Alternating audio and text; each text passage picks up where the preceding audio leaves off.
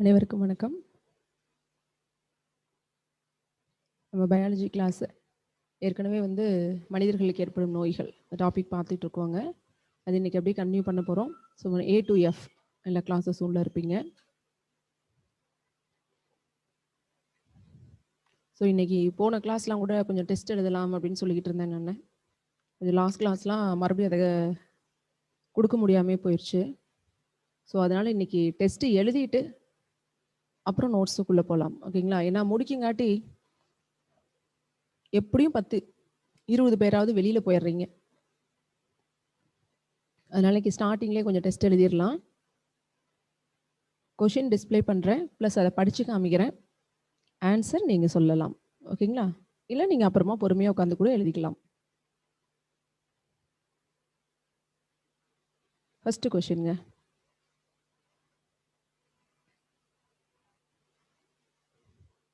Days மரப்பட்டையிலிருந்து, டெஸ்ட்டுக்கு first question, days மரப்பட்டையிலிருந்து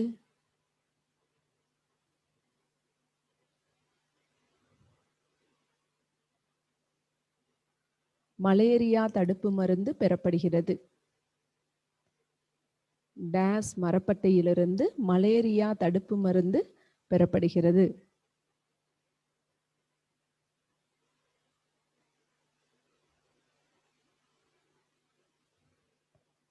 சரிங்க, நிறைய பேர் ஆன்சர் அனுப்பிச்சிட்டாங்க. அது கரெக்டான ஆன்சர்.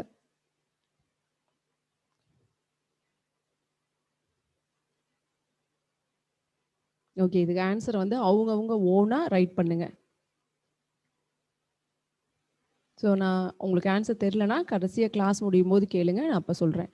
அடுத்து செகண்ட் கொஷின், பின்வருவனவற்றுள் பாக்டீரிய நோய் எது? பின்வருவனவற்றுள் பாக்டீரிய நோய் எது?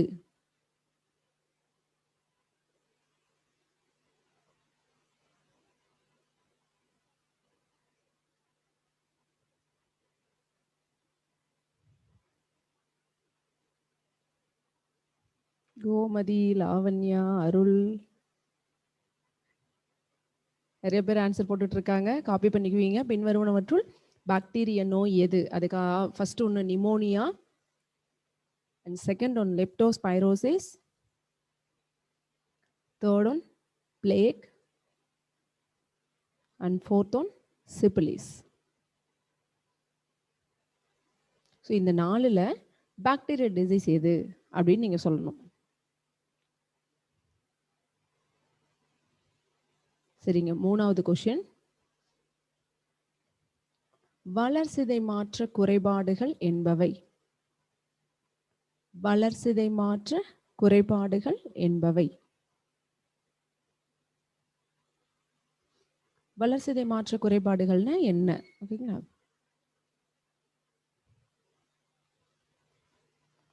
நாலாவது கொஷின், இது கூற்று ஸ்டேட்மெண்ட்டாக கொடுத்துருக்கேன்.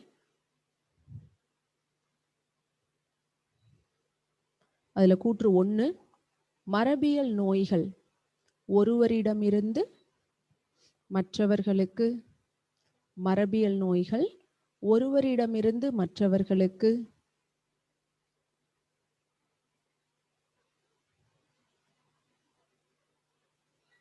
நேரடியாகவோ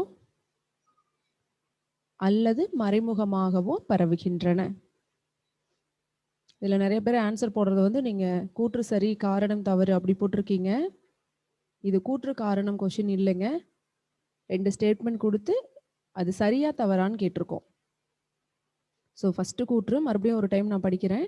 மரபியல் நோய்கள் ஒருவரிடமிருந்து மற்றவர்களுக்கு நேரடியாகவோ அல்லது மறைமுகமாகவோ பரவுகின்றன. கூற்று 2, பாக்டீரிய நோய்களை விட வைரஸ் நோய்கள் மிக கடுமையானவை. பாக்டீரிய நோய்களை விட வைரஸ் நோய்கள் மிக கடுமையானவை. பிரகாஷ், பார்வதி, இவங்கெல்லாம் கரெக்டான ஆன்சர் போட்டிருக்கீங்க. ஓகே, ஸோ இந்த 2 கூற்றுல எது சரி எது தவறு நீங்க நோட் பண்ணிக்கிங்க.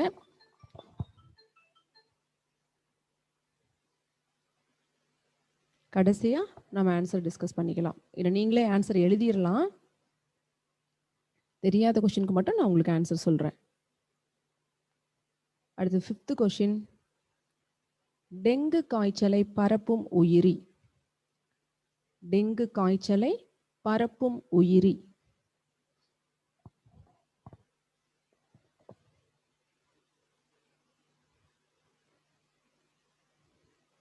சூப்பர். ராஜ்குமார், அருள், வித்யா,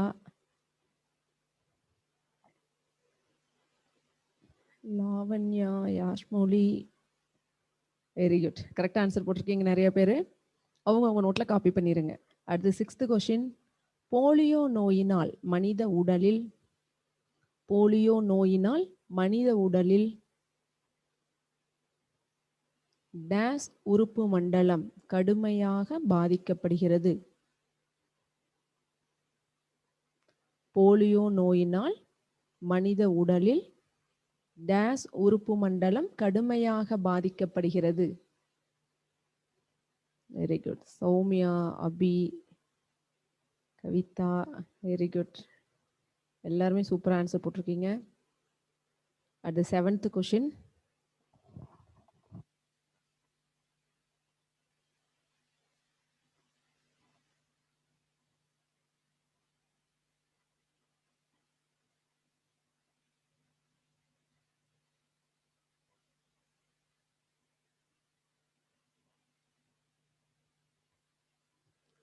அடுத்து 7th क्वेश्चनங்க. நீங்க நேரம் எழுதிருப்பீங்கன்னு நினைக்கிறேன்.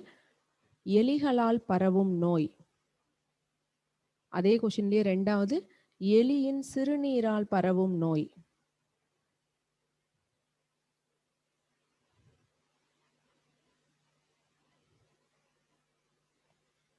Very good. நிறைய பேர் ஆன்சர் போட்டீங்க. சூப்பர். எலிகளால் பரவும் நோய் எது? எலியின் சிறுநீரால் பரவும் நோய் எது? இது நீங்க எழுதணும். அடுத்தது 8th क्वेश्चन. மஞ்சள் காமாலை நோயினால் பாதிக்கப்பட்டவர்களில்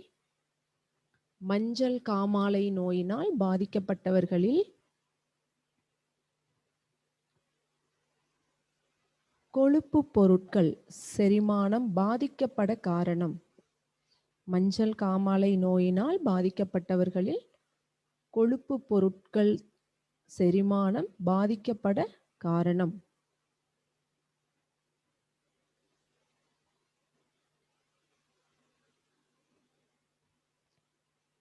சூப்பருங்க. Parvathi and Vinod Kannan, Priya, very good. கரெக்டா ஆன்சர் போட்டிருக்கீங்க. அடுத்து 9வது क्वेश्चन. இதுவும் 2 ஸ்டேட்மெண்ட் தான் போட்டிருக்கோம். அதுல ஃபர்ஸ்ட் ஸ்டேட்மெண்ட் பறவை காய்ச்சல் வைரஸ் ஓர் ஃப்ளூ வைரஸ்.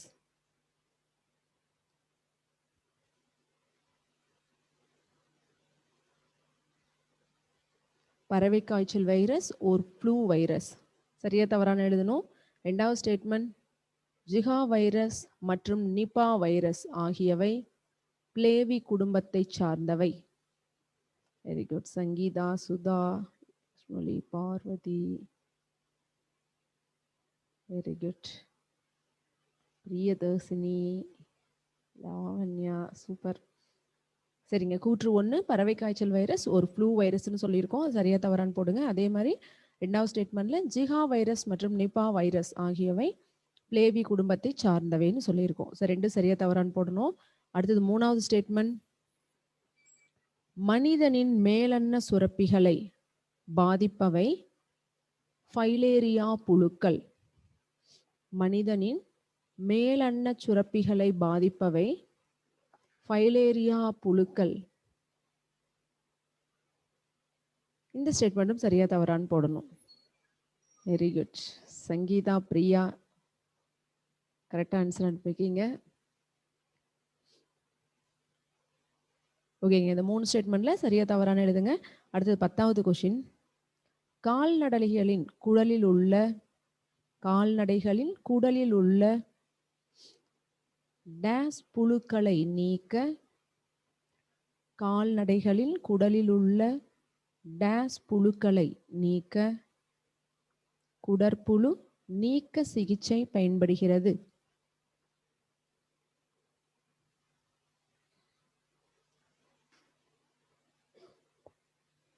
கால்நடைகளின் குடலில் உள்ள டேஸ் புழுக்களை நீக்க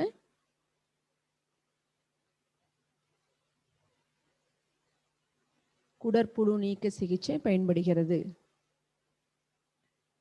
சங்கீதா அண்ட் அருள் எல்லாமே ஆன்சர் கரெக்டாக அனுப்பிச்சிருக்கீங்க. அடுத்தது 11th கொஸ்டின். பாலூட்டிகளின் இதய அமைப்பினை முதலில் விளக்கியவர். இதெல்லாம் நோய்கள் டாபிக்ல வராதுங்க. நம்ம ஏற்கனவே எஃப் கிளாஸ் வரைக்குமே இந்த டாபிக் ஜென்ரலாக நம்ம படிச்சிருக்கோம் அப்படிங்கிறதுனால இதுல இருந்து கொஸ்டின் ஒரு 4-5 கொஸ்டின் தான், ஈஸியாக நீங்கள் எழுதுற மாதிரி. பாலூட்டிகளின் இதய அமைப்பினை முதலில் விளக்கியவர். சூப்பர் பிரியா, கரெக்டாக போட்டிருக்கீங்க, வெரி குட். அடுத்து 12th கொஸ்டின். எண்டோக்ரைனாலஜி என்பது. எண்டோக்ரைனாலஜி என்பது.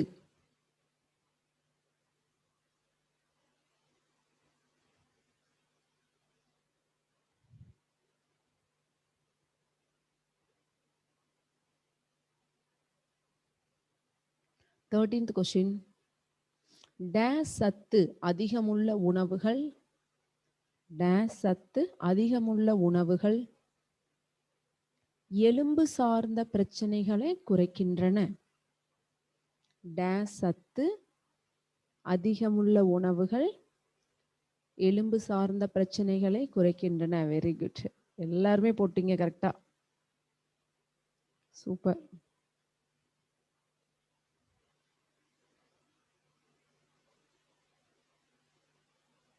Very good. ஒரே ஒருத்தர் மட்டும்தான் ரொம்ப அக்யூரேட்டா ஆன்சர் போட்டிருக்காரு. சரிங்க. 14th question. லூமினோமீட்டர் எதனை கண்டறிய பயன்படுகிறது? இந்த பயன்படுத்தப்படுகிறது. லூமினோமீட்டர் எதனை கண்டறிய பயன்படுத்தப்படுகின்றது? சந்திரா, கார்த்திக், கீர்த்தனா, பிரியா, அருள், பார்வதி, சூப்பருங்க.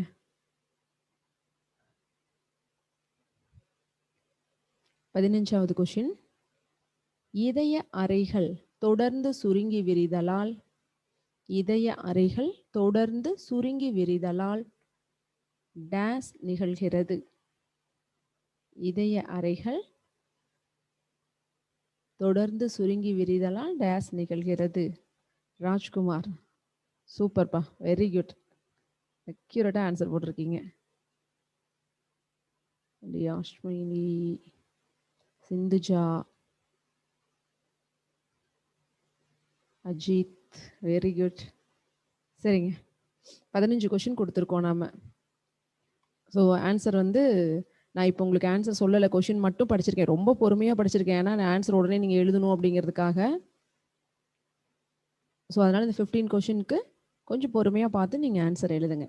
ஒருவேளை இப்போவே நீங்கள் எழுதியிருக்கலாம், தெரியல அப்படின்னா எனக்கு கிளாஸ் முடியும் போது கேளுங்க, நான் சொல்கிறேன். ஓகேங்களா? ஸோ இப்போ நம்ம நோட்ஸ்குள்ளே உள்ள போயிடலாம்.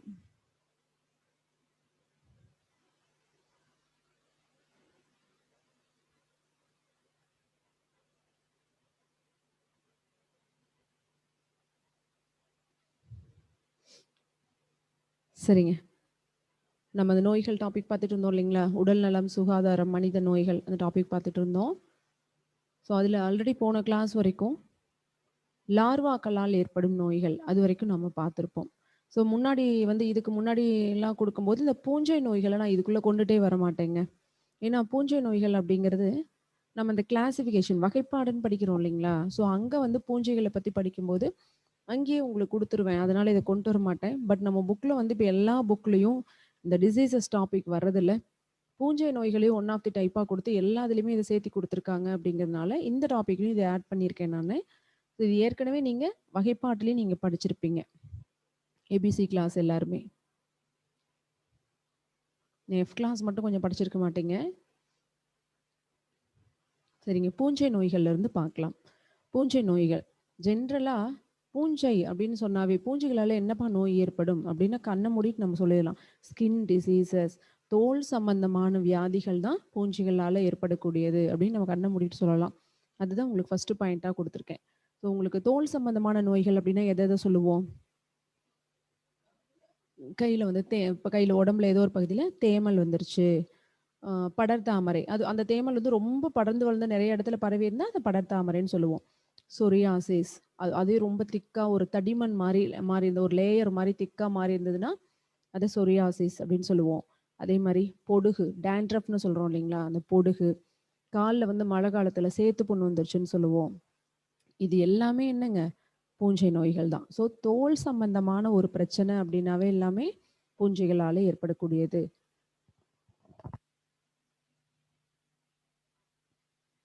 உங்களுக்கு அதுதான் கொடுத்துருப்போம். தேமல், படர்தாமரை, சேற்றுப்புண். சேற்றுப்புண்ணுக்கு இங்கிலீஷில் தெரியாதவங்க இதை கொஞ்சம் ஞாபகம் வச்சுக்கணும். சேத்துப்புண்ணுக்கு இங்கிலீஷில் அத்லெட்ஸ் ஃபுட் அப்படின்னு அர்த்தங்க. அடுத்து பொடுகு, சொரியாசிஸ், இதெல்லாம் பூஞ்சை நோய்களுக்கு எக்ஸாம்பிள்னு சொல்லியிருக்கோம். சேத்துப்புண்ணுக்கு ஏங்க அத்லெட்ஸ் ஃபுட் அப்படின்னு பேரு? சேரு, புண், இது அப்படியே வந்து நமக்கு இங்கிலீஷில் டிரான்ஸ்லேட் பண்ணாமல் ஏன் அத்லெட்ஸ் ஃபுட் அப்படின்னு சொல்லியிருக்கிறாங்க? யாருக்காவது ஐடியா இருந்தால் கிளாஸ் முடியும் போது கடைசியாக சொல்லலாம், இல்லை நீங்கள் மெசேஜ் பண்ணாலும் ஓகே. சரி, ஸோ எந்தெந்த பூஞ்சைகள் அதிகமாக ஸ்கின் டிசீஸை உண்டாக்கக்கூடியது? இப்போ ஒரு நோய் கிருமின்னு சொல்லிட்டாவே, ஒரு நோயை உண்டாக்குற நோய் கிருமி எந்த உணவூட்டத்தை கொண்டதா இருக்கும், எந்த உணவூட்ட முறையை சார்ந்த ஒன்றா இருக்க முடியும் ஒரு நோய் கிருமி? ஓகேங்களா?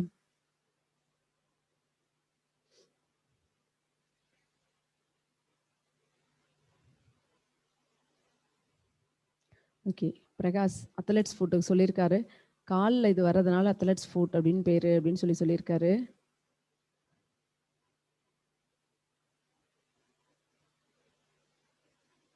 ஓகேங்க.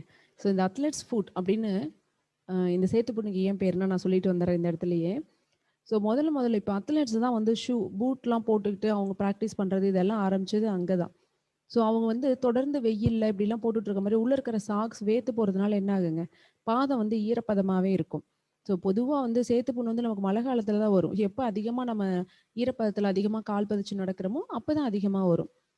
அப்போது அந்த வியர்வைனால அவங்க சாக்ஸ் நனைஞ்சு கால் பார்த்தீங்கன்னா ஈரமாகவே இருக்கிறதுனால, ஸோ அவங்க காலில் இருந்து தான் இந்த அத்லெட்ஸ் ஃபுட் சேத்துப்புண்ணை முதல்ல கண்டுபிடிச்சாங்க. ஸோ அதனால தான் அத்லெட்ஸ் ஃபுட் அப்படின்னே பேர். ஸோ அப்புறம் தான் கண்டுபிடிச்சாங்க இது வந்து வயல்வெளிகளில் ஈரத்தில் நடக்கிற எல்லாத்துலேயுமே காமனான ஒரு டிசீஸ் அப்படின்னு சொல்லி. ஸோ முதல்ல வந்த பேரே இதுக்கு அப்படியே இதாயிருச்சு, அவ்வளோதான். சரிங்க, இந்த மாதிரி தோல் நோய்களை உண்டாக்குற பூஞ்சைகள் எது எது அப்படிங்கிறது: ட்ரைகோபைட்டான், எபிடெர்மோபைட்டான் அண்ட் மைக்ரோஸ்போரம். இது ஆல்ரெடி ஒரு கொஷினில் எக்ஸாமில் கேட்ட கொஷினுங்க. ஸோ அதை தான் உங்களுக்கு அப்படியே எடுத்து நான் பாயிண்டாக வச்சுருக்கேன். பூஞ்சை நோய்களில் பெரும்பான்மையாக இந்த நோய்களை உண்டாக்குற வைரஸ்கள் இந்த 3 தான்: ட்ரைகோபைட்டான், எபிடெர்மோபைட்டான் அண்ட் மைக்ரோஸ்போரம். ஓகேங்களா? மைக்ரோஸ்போரம் அப்படின்னா ஒன்றும் இல்லை, ரொம்ப சிறிய அளவில் ஸ்போரை உண்டு பண்ணக்கூடிய பூஞ்சை அப்படின்னு அர்த்தம். எபிடெர்மோபைட்டான் என்ன, பைட்டான் அப்படின்னாவே ஒட்டுண்ணி. நான் இப்போ மேலே கூட சொன்னேன் இல்லைங்களா, ஒரு நோயை உண்டாக்குது அப்படின்னா அந்த நோய் கிருமி வந்து எந்த உணவூட்ட முறையை சார்ந்ததாக இருக்குன்னு கேட்டேன் இல்லைங்களா. ஒரு நோய் கிருமி அப்படின்னாவே அது ஒரு ஒட்டுண்ணி தாங்க, வேற எந்த உணவூட்டமும் வராது. ஒட்டுண்ணிகள் தான். ஏன்னா நம்ம உடம்புல நோய் உண்டாக்குதுன்னு என்ன அர்த்தம், நம்ம சத்தை அது உறிஞ்சு உயிர் வாழுதுன்னு அர்த்தம். அப்போ நோய் உண்டாக்கக்கூடிய எல்லா நுண்ணுயிர்களுமே ஒட்டுண்ணி வகையை சார்ந்தது தான். ஓகேங்களா?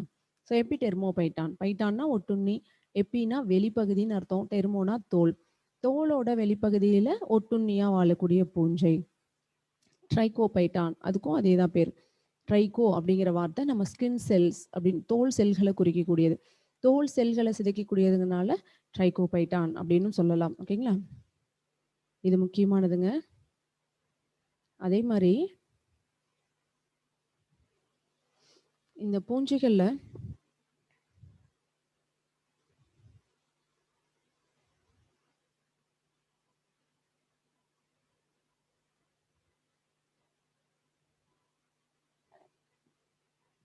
கரோட்டினோப்ளஸ் பூஞ்சைகள் அப்படின்னு ஒன்று உண்டுங்க.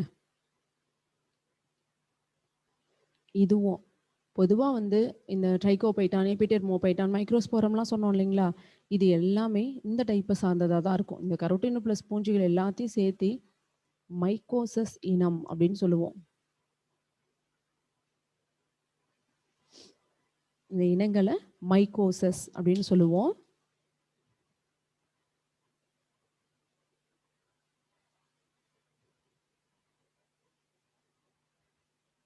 இதுல கெரட்டினோப்ளஸ் அப்படின்னா என்ன அர்த்தம்னா,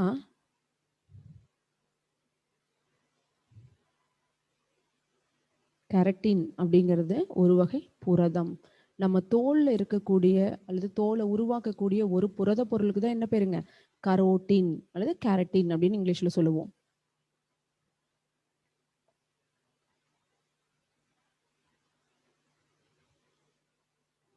கெரட்டின் அப்படிங்கிறது ஒரு புரதம். ஸோ அந்த பிளஸ் அப்படின்னா டெஸ்ட்ராய், சிதைக்கக்கூடியது அப்படின்னு அர்த்தங்க.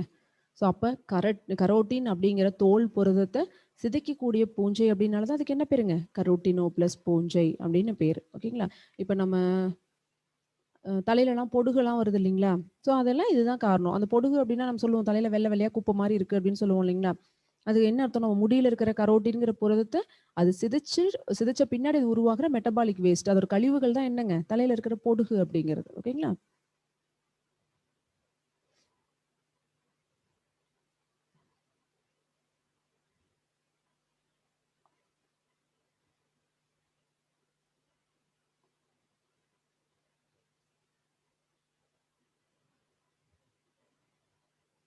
ஓகே.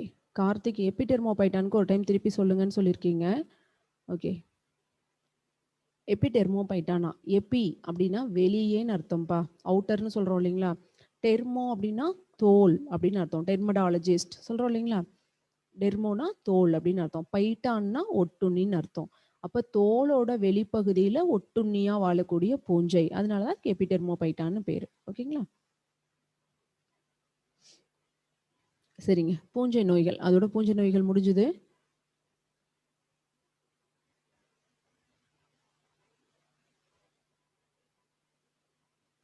அறிவு அறிவு நினைச்சிருக்காரு. நெயில் அண்ட் ஹேர்ல இருக்கிற புரதம் தான் கரோட்டின் அப்படின்னு சொல்லி. Very good. நம்மளோட நகத்திலையும் முடியிலும் தான் இந்த கரோட்டின் அப்படிங்கிற புரதம் நிறைய இருக்குங்க. நீங்க விளம்பரம்லாம் பார்க்கும்போது கூட அந்த ஷாம்பு விளம்பரம்லாம் வந்தா போடுவாங்க. இதுல வந்து நிறைய கெரட்டின் இருக்கு அப்படின்லாம் போடுவாங்க. நீங்க பார்த்துருக்கலாம். ஓகேங்களா? சரிங்க.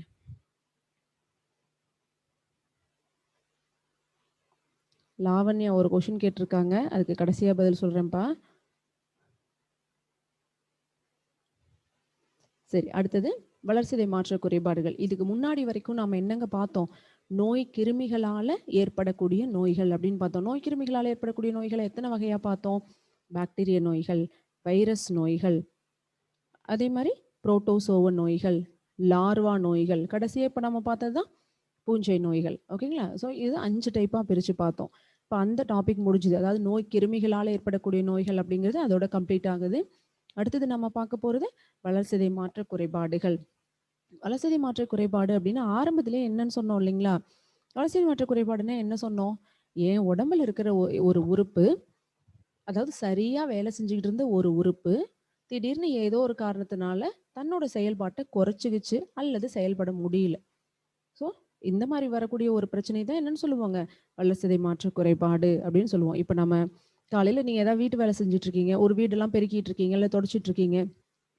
திடீர்னு ஐயோ கால்ல சுளுக்கு பிடிச்சிக்கிச்சு, என்னால சரியா நடக்க முடியல அப்படிம்போம் இல்லைங்களா? அப்போ அது வரைக்கும் அந்த கால் வந்து தன்னோட வேலையை கரெக்டா செஞ்சுட்டு இருந்த அந்த கால் தசைகள். அப்போ கொஞ்ச நேரத்துக்குள்ள என்ன ஆச்சுங்க? அந்த சுளுக்கு அப்படிங்கிற ஒரு பிரச்சனைனால அதனால சரியா செயல்பட முடியல. அப்ப அதுக்கெல்லாம் என்ன பேருங்க? வளர்சிதை மாற்ற குறைபாடுகள்னு பேரு. ஒரு பெரிய பெரிய டிசீஸ தான் வந்து வளர்சிதை மாற்ற குறைபாடுன்னு சொல்லுவோம் அப்படின்லாம் அர்த்தம் இல்ல. நீங்க படிச்சுட்டே இருக்கிறீங்க. கண்ணு ரொம்ப ஸ்ட்ரெஸ் ஆகுது. ரொம்ப நேரம் அந்த வெளிச்சத்துல பார்க்கும்போது. ஸோ அப்படியே தலைவலிக்க ஆரம்பிக்குது. இந்த மாதிரி பிரச்சனை எல்லாமே இதுக்குள்ள தான் வரும். ஒரு சாதாரண சின்ன பிரச்சனையில ஆரம்பிச்சு, பெரிய பெரிய குறைபாடுகள் வரைக்கும் வளர்சிதை மாற்ற குறைபாடுகள்ல உண்டு. ஓகேங்களா? இப்ப சாதாரணமா நல்லா வெயில்ல சுத்திட்டு வரீங்க. ஸோ யூரின் போகும்போது ஒரு எரிச்சல் இருக்கு அப்படின்னா, வெயில்ல சுத்துனல்ல சூடு பிடிச்சிருக்கும் அப்படிம்பாங்க. அதுவும் ஒரு வளர்சிதை மாற்ற குறைபாடு தான். அதுவே நீங்க சரியா தண்ணி குடிக்காம ஒருத்தர் ஏதாவது ஸ்கூல் போற பசங்களோ, காலேஜ் போற பசங்களோ, சரியா தண்ணியே குடிக்காம, அதுல கேர் எடுத்துக்காம இருந்தீங்கன்னா, சரியா தண்ணி குடிக்காம போனாங்கப்பா கிட்னி ஃபெயிலியர் ஆயிருச்சும்பாங்க. அப்ப அதுக்கும் பேரு தான் என்னங்க? வளர்சிதை மாற்ற குறைபாடுகள் தான். அப்போ உறுப்புல ஒரு சாதாரண குறைபாடோ அல்லது பெரிய அளவுல குறைபாடோ அதோட செயல்பாட்டுல குறைபாடு வந்தாவே அதை வளர்சிதை மாற்ற குறைபாடுகள்னு நம்ம சொல்லிடுவோம். மெட்டபாலிக் டிஸார்டர்ஸ் அப்படின்னு சொல்லுவோம். ஓகேங்களா? சரிங்க. அது ஃபர்ஸ்ட் ஒண்ணு. மஞ்சள் காமாலை. இது பார்க்கும்போதே உங்களுக்கு தெரியும். மஞ்சள் காமாலைய வைரஸ் நோய்கள்லயும் படிச்சோமே, ஹெப்பாரிட்டிஸ் பி அப்படிங்கிற பேரால சொன்னீங்களே, இப்போ கொண்டாந்து இங்கேயும் வச்சிருந்தா, இந்த டிசீஸ நாங்க கொண்டு போய் எதுல சேர்த்துறது? இப்ப இது பரவும்னு சேர்த்துறதா? பரவாதுன்னு சேர்த்துறதா? அப்படின்னு ஒரு கன்ஃப்யூஷன் வந்திருக்கும். நான் சொல்றது உண்மைதானேங்க? ஓகேங்க. ஸோ மஞ்சள் காமாலை. சாதாரணமா ஏற்படுற மஞ்சள் காமாலைக்கும் பார்வதி உடனே ரியாக்ட் பண்ணிட்டீங்க. எஸ் மேம் அப்படின்னு. உங்களுக்கு கொஷின்ல கேட்கும்போது, மஞ்சள் காமாலைன்னு மட்டும் கேட்டாங்க அப்படின்னா, ஸோ அப்படி கேட்கறதுக்கும், ஹெப்பாரிடிஸ் அப்படின்னு கேட்கறதுக்கும் வித்தியாசம் இருக்குங்க. மஞ்சள் காமாலையோட ரொம்ப சிவியர் ஸ்டேஜ், கடுமையான நிலை அப்படிங்கிறது வைரஸ்களால தான் ஏற்படும். ஓகேங்களா? நம்ம இதுல சொல்றது ரொம்ப சாதாரணமான ஒரு பிரச்சனை. அதாவது இந்த இடத்துல இது வைரஸ்னால ஏற்படலைங்க. கல்லீரல்ல பித்த நீர் சுரக்குது அப்படின்னு நமக்கு தெரியும். அந்த பித்த நீர்ல என்னென்ன இருக்கு? தண்ணீர் இருக்கு, பித்த நிறமிகள் இருக்கு, பித்த உப்புக்கள் இதெல்லாம் அதுல இருக்கும். ஸோ இந்த 3ம் ஒண்ணா சரியான லெவல்ல கலந்திருந்தா தான் அது பித்த நீர்ன்னு சொல்ல முடியும். அந்த பித்த நீர்ல தண்ணீரோட அளவு குறைஞ்சு போச்சுன்னா என்னங்க ஆகும்? ரொம்ப திக்கா, அடர்த்தியா மாறிரும் இல்லைங்களா? நம்ம வீட்ல பாகு காய்ச்சுறோம். அந்த பாகு காய்ச்சும்போது நீங்க தண்ணி ஊத்தி சர்க்கரை போட்டு வச்சுட்டோம் அப்படின்னா, வச்சோனே பார்த்தீங்கன்னா, அப்படியே லிக்விடா இருக்கும். அதுவே காய காய காய என்ன ஆயிரும்? அப்படியே திக்கா வந்துருது இல்லைங்களா? பாகு பதம் அப்படின்னு சொல்லுவாங்க இல்லைங்களா? ஸோ அந்த மாரி கிட்டத்தட்ட ஜெல் மாரி ஆகுற நிலை தான் பித்தநீரோட அடர்வு அதிகரித்தல் அப்படின்னு சொல்றோம். அந்த உப்புக்கள் வந்து ரொம்ப அதிகமாயிரும் தண்ணீர விட. அப்போ ஆட்டோமேட்டிக்கா அதுல இருக்கிற உப்புக்கள்லாம் சேர்ந்து என்ன பண்ணிருங்க? கற்களா மாற ஆரம்பிச்சிரும். அப்ப பித்த கற்கள் உருவாக ஆரம்பிச்சிரும்.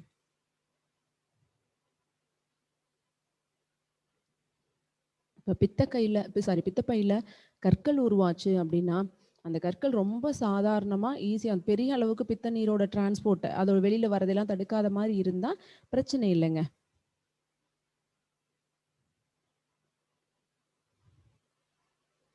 அறிவு, நீங்க கேட்குற கொஸ்டின்ஸ்க்குலாம் நான் தனியா ஒரு கன்சல்டேஷன் ஃபீஸ் தான் வாங்கணும்.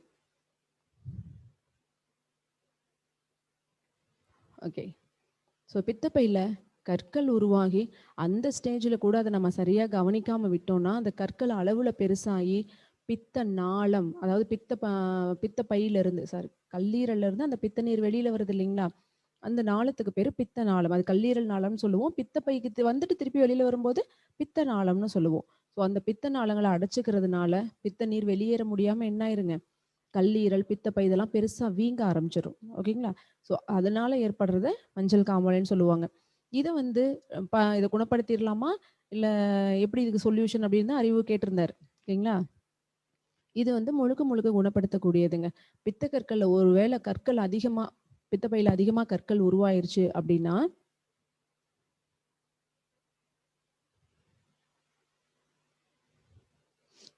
கற்கள் அதிகமாயிருச்சு அப்படின்னா, ஒரு சிலர்ல அத ரிமூவ் பண்ண முடியாத சூழ்நிலையில பித்த பையவே ரிமூவ் பண்ணிருவாங்க. ஓகேங்களா? அப்போ வந்து அந்த பித்த நாளங்கள்ல அடைப்பு இதெல்லாம் ஏற்படாது அப்படிங்கிறனால. இது முழுக்க முழுக்க நிரந்தரமா குணப்படுத்தக்கூடிய ஒரு பிரச்சனை. பட் ஹெப்பாரிட்டிஸ் அப்படிங்கிறது ப்ராப்பரா நீங்க ட்ரீட்மெண்ட்ல இருந்து அத சரியா மருந்து எடுத்துக்கிட்டீங்கன்னா மட்டும் தான் அந்த வைரஸ் என்ன பண்ண முடியுங்க? கண்ட்ரோல்க்குள்ள கொண்டு வரும். அது குணப்படுத்தக்கூடியது தான். பட் இத வர அது கடுமையா இருக்கும். ஓகேங்களா? மஞ்சள் காமாலைக்கும், ஹெப்பாரிட்டிஸ்க்கும் கொஞ்சம் ஸ்லைட்டா வித்தியாசம் இருக்குங்க. இது வந்து கல்லீரல் சரியா செயல்பட முடியாதனால போறது. ஹெப்பாரிட்டிஸ் அப்படிங்கிறது கல்லீரல் செல்கள்ல வைரஸ் பாதிக்கிறதுனால வரக்கூடிய பிரச்சனை. ஓகேங்களா?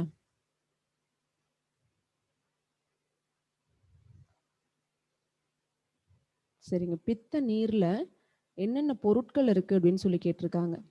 பித்த நீர் அப்படிங்கிறது கல்லீரல்ல சுரக்குது அப்படின்னு நமக்கு தெரியும். ஏன்னா இது ஏன் இத்தன முறை உங்களுக்கு சொல்றேன்னா, பித்த நீர் அப்படின்னு டக்குனு பித்த நீர் எங்கப்பா சுரக்குது அப்படின்னா, பித்தப்பையில சுரக்குது. அதுதான் நமக்கு பித்தப்பைன்னு ஒரு ஆப்ஷன் வந்துச்சுன்னா, பித்த நீர் தானே அப்ப பித்தப்பையில தானே சுரக்கும் அப்படின்னு தான் நமக்கு டக்குனு ஞாபகம் வரும். பட் அப்படி கிடையாதுங்க. பித்த நீரை சுரக்கிறது கல்லீரல். பட் அத சேமிச்சு வச்சு சரியான இடத்துல ரிலீஸ் பண்றது மட்டும் தான் யாருங்க? பித்தப்பை. ஓகே. பித்த நீர்ல பித்த நிறமி, 2வது பித்த உப்பு. இந்த 2 பொருட்கள் இருக்கும். பித்த நிறமிகள் தான் ஆல்ரெடி நம்ம படிச்சிருக்கோம். பிலிரூபின், பிலிவெர்டின். இது படிச்சிருக்கோம். பித்த உப்பு அப்படிங்கிறது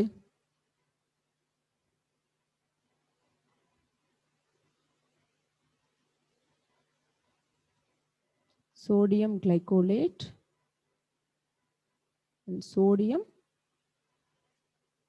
dark glycolate.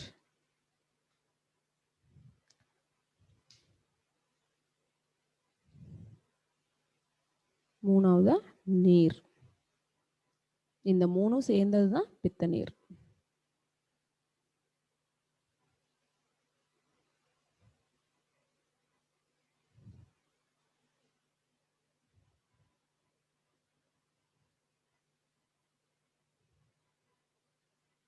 பைல் ஜூஸ் அப்படின்னு சொல்லுவோம். பித்த நீர்னாலும் பைல் ஜூஸ்னாலும் ரெண்டு ஒன்று தான். ஸோ இதில் பித்த நிறமிகள், தண்ணீர், பித்த உப்புக்கள் இது இருக்கும். பித்த நீரில் இருக்கிற பித்த நிறமிகள் அப்படிங்கிறது பிலிரூபினும் பிலிவெர்டினும். இது ரெண்டும் பித்த நிறமிகள். ஸோ இது எதனால உருவாகுதுங்கிற வரைக்கும் நமக்கு தெரியும். ஆர்பிசி ரத்த சிவப்பணுக்கள் கல்லீரலில் சிதைக்கப்படுறதுனால அதில் இருக்கிற ஹீமோகுளோபின் தான் என்னவா மாற்றம் அடையுது, பிலிரூபினாவும் பிலிவெர்டினாவும். பித்த உப்புக்கள் அப்படிங்கிறது sodium glycolate and sodium dark glycolate. இந்த ரெண்டும் பித்த உப்புக்கள். சரிங்களா?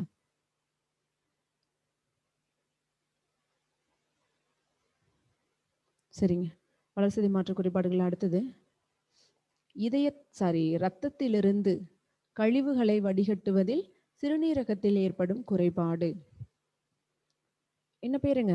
சிறுநீரக செயலிழப்பு, கிட்னி ஃபெயிலியர் அப்படின்னு சொல்றோம் இல்லைங்களா?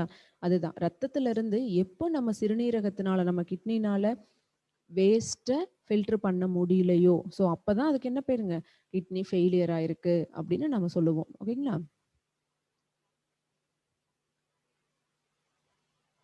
அப்போ நம்மளோட சிறுநீரகம் ரத்தத்தில் இருக்கிற கழிவுகளை மட்டும்தான் வடிகட்டுமா? இப்போ உணவு சார்ந்த கழிவுகள்லாம் இருக்கு இல்லைங்களா? நம்ம உடம்புல நம்ம சாப்பிட்றோம், செரிமானம்லாம் நடக்குது இல்லைங்களா? ஸோ அப்போ அதனால ஏற்படக்கூடிய வேஸ்ட் எல்லாம் யாருங்க ஃபில்டர் பண்றது? அதை நம்ம கிட்னி செய்யுமா செய்யாதா? ஓகே, அதை யோசிச்சுக்கிட்டே அடுத்த பாயிண்ட்டுக்கு வாங்க. இந்த சிறுநீரக செயலிழப்பை சரி பண்றதுக்கு தற்காலிகமான தீர்வு டயாலிசிஸ். உடனே ஒருத்தருக்கு வந்து கிட்னி ஃபெயிலியர்ஸ்ன்னு கண்டுபிடிச்ச உடனே வந்து உங்களுக்கு வந்து கிட்னி மாற்றி ஆப்ரேஷன் பண்ணி வைக்கிறோம் அப்படின்லாம் சொல்ல முடியாது.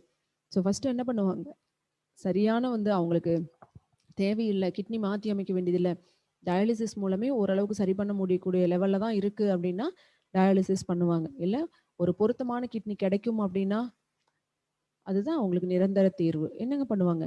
சிறுநீரக மாற்று அறுவை சிகிச்சை.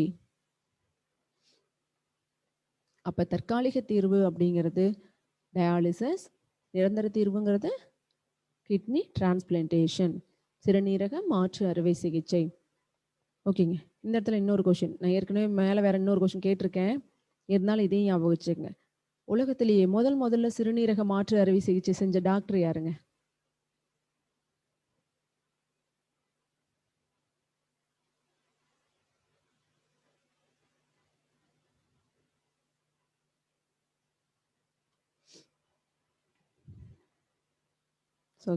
ஸோ ஃபஸ்ட்டு நான் கொஞ்சம் டீட்டெயிலாக சொல்லிட்டு வந்துடுறேன். டயாலிசிஸ்னால் என்ன அப்படின்னு சொல்லி கேட்டிருக்கீங்க. டயாலிசிஸ் அப்படின்னா இது சொல்லும்போது தற்காலிக தீர்வுன்னு சொல்லிட்டோம். ஒருத்தரோட கைகளில் இருக்கிற தமனிகள்ல இருந்து ரத்தத்தை வெளியில எடுத்து அதை நம்ம சிறுநீரகம் வந்து உள்ள என்ன பண்ணுதுங்க, அந்த ரத்தத்தை உள்ள நுழைச்சு சுத்திகரிக்குது, கழிவுகள் எல்லாம் பிரிச்சு எடுத்து நல்லது பொருளை மறுபடியும் உள்ள அனுப்புது. அதே மாதிரி உடம்புக்கு வெளியில இருந்து டயாலிசிஸ் மெஷின் அப்படிங்கிற ஒரு டயாலிசிஸ் மெஷின்குள்ள அந்த ரத்தத்தை உள்ள செலுத்துவாங்க. அப்ப நம்ம கிட்னி என்ன வேலை செய்யுமோ அந்த வேலையை அந்த மெஷின் செய்யும். ரத்தத்துல இருக்கிற கழிவுகளை எல்லாம் பிரிச்சு எடுத்துட்டு திருப்பி அது சுத்திகரிக்கப்பட்ட ரத்தத்தை அவங்க கைகள்ல இருக்கிற அந்த தமனிக்கு பக்கத்துல இருக்கிற சிரைகள் வழியா என்ன பண்ணுவாங்க, உள்ள ஏத்துவாங்க. ஸோ இந்த சிகிச்சை முறைக்கு தான் என்ன பேருங்க, டயாலிசிஸ் அப்படின்னு பேரு. கைகள்ல மட்டும்தான் பண்ணணுங்கிற கட்டாயம் கிடையாது. அவங்க உடம்புல இந்த ரத்த தமனிகளோ சிரைகளோ எந்த இடத்துல நெருக்கமா ரொம்ப ஈஸியா இருக்கோ அவங்களுக்கு பண்றதுக்கு அந்த இடத்துல இருந்து பிரிச்சு எடுத்துக்குவாங்க. மேக்சிமம் கைகள்ல தான் பண்ணுவாங்க. என்ன காரணம் அப்படின்னா, கைகள்ல குறிப்பா நம்ம மணிக்கட்டு பகுதியெல்லாம் பார்த்தீங்கன்னா தமனி தோலை ஒட்டின மாதிரி இருக்கும். நம்ம ரத்த சுற்றோட்ட மண்டலம் நம்ம படிச்சிருக்கோம். அதுல உங்களுக்கு என்ன சொல்லியிருப்பேன்னா, தமனிகள் வந்து உடம்புல ஆழமான பகுதியில் இருக்கக்கூடிய ரத்த குழாய்கள்னு கொடுத்துருக்கோம். ஞாபகம் இருக்குங்களா? சிரைகள் உடலின் மேற்புறத்தில் காணப்படும், தமனிகள் உடலின் ஆழத்தில் காணப்படும் கொடுத்துருப்போம். ஆனா அதுக்கு ஒரே விதிவிலக்கு, நம்ம கைகள்ல மணிக்கட்டை ஒட்டி இருக்கிற பகுதிகளில் இருக்கக்கூடிய தமனிகள் இது வந்து தோலை ஒட்டி இருக்குங்க. அப்ப அந்த கைகள்ல இருக்கிற முன்கர தமனி, அதை சொல்லும் போதே அப்படிதான் சொல்லுவாங்க, முன்கர தமனி அப்படின்னு சொல்லி, அந்த தமனியிலிருந்து ரத்தத்தை வெளியில எடுப்பாங்க. இது தெளிவா ஞாபகம் வச்சுக்கோங்க. தமனியில இருந்து தான் டயாலிசிஸ்க்காக ரத்தம் வெளியில எடுப்பாங்க. ஆனா உள்ள செலுத்தும் போது தமனிகள் வழியா செலுத்த மாட்டாங்க. சிரைகள் வழியா தான் செலுத்துவாங்க. சரிங்களா?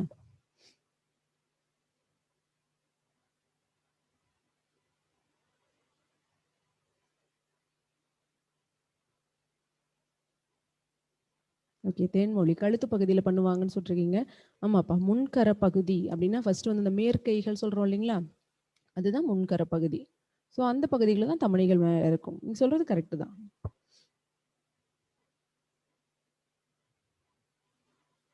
சரிங்க. நிரந்தர தீர்வுனா சிறுநீரக அதாவது அவங்க உடம்புல இதுக்கு மேல டயாலிசிஸ் பண்ண முடியாது. ஏன்னா டயாலிசிஸ் சிகிச்சை பண்ணிக்கிற ஒருத்தர் வந்து அவர் இஷ்டப்படி நம்மள மாரிலாம் தண்ணி குடிச்சிட்டு இருக்க முடியாது. நான் ஒரு நாளைக்கு 3 லிட்டர் தண்ணி குடிப்பேன் அப்படின்லாம் குடிக்க முடியாது. ஸோ ஒரு நாளைக்கு அவங்க சாப்பிடுற சாப்பாட்டுல இருக்கிற தண்ணீரோட சேர்த்தி அவங்க குடிக்கிற தண்ணீர் எல்லாமே எவ்வளோதாங்க இருக்கணும்? 1 1/2 லிட்டருக்குள்ள இருக்கணும். அத தாண்டி போகக்கூடாது. அதே மாரி உடம்பு வீக் ஆகிட்டே இருந்ததுன்னா, அவங்க உடம்பு வந்து டயாலிசிஸ் பண்ண முடியாமயும் ஆகலாம். அப்ப அவங்களுக்கு பெர்மனன்ட்டா என்ன பண்ணலாம்? சிறுநீரக மாற்று அறுவை சிகிச்சை. அதாவது வேற நல்ல ஆரோக்கியமா இருக்கிற ஒருத்தர்கிட்ட இருந்து ஒரு கிட்னி வாங்கி இவங்களுக்கு பொருத்தலாம். சரிங்க. அடுத்தது சிறுநீரக கற்கள். கிட்னில ஸ்டோன் ஏற்படுறது. இந்த சிறுநீரக கற்கள் அப்படிங்கிறது எது எதுனால வரலாம்? ஸோ ஃபர்ஸ்ட்டு உடம்புல நீர் இழப்பு ஏற்படுறது. இது சிறுநீரக கற்கள் தோன்றதுக்கு மெயினான ரீசன். அடுத்து உணவுல எது எது காரணம்? புரோட்டீன் மற்றும் பாஸ்பேட் குறைந்த உணவு. புரோட்டீனும் பாஸ்பேட்டும் ரொம்ப கம்மியா இருக்கிற மாரியே ரெகுலரா நம்ம ஃபுட் எடுத்துக்கிட்டு இருந்தோம்னா, ஸோ அதுவும் உடம்புல என்ன பண்ணுங்க? சிறுநீரக கற்கள உண்டாக்கலாம். அடுத்தது இன்னொன்னு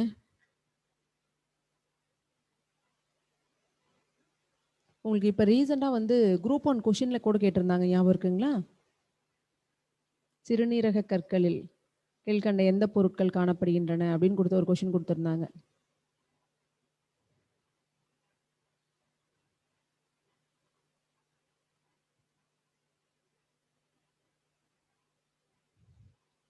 அதுல வந்து சிஸ்டீன் அப்படின்னு ஒண்ணு குடுத்திருந்தாங்க.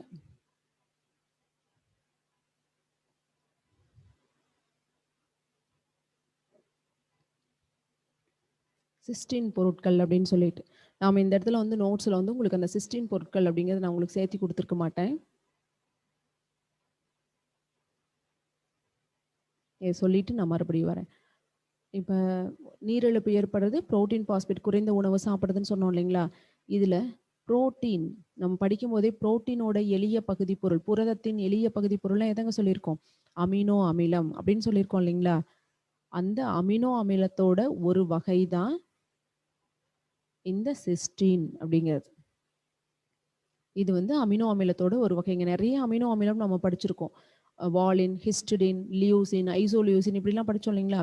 அதுல நம்ம உடம்பு இயற்கையா தயாரிச்சுக்கிற ஒரு அமினோ அமிலம்.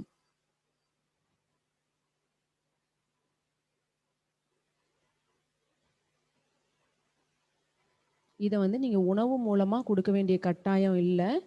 உடம்பு தானா தயாரிச்சுக்கும்.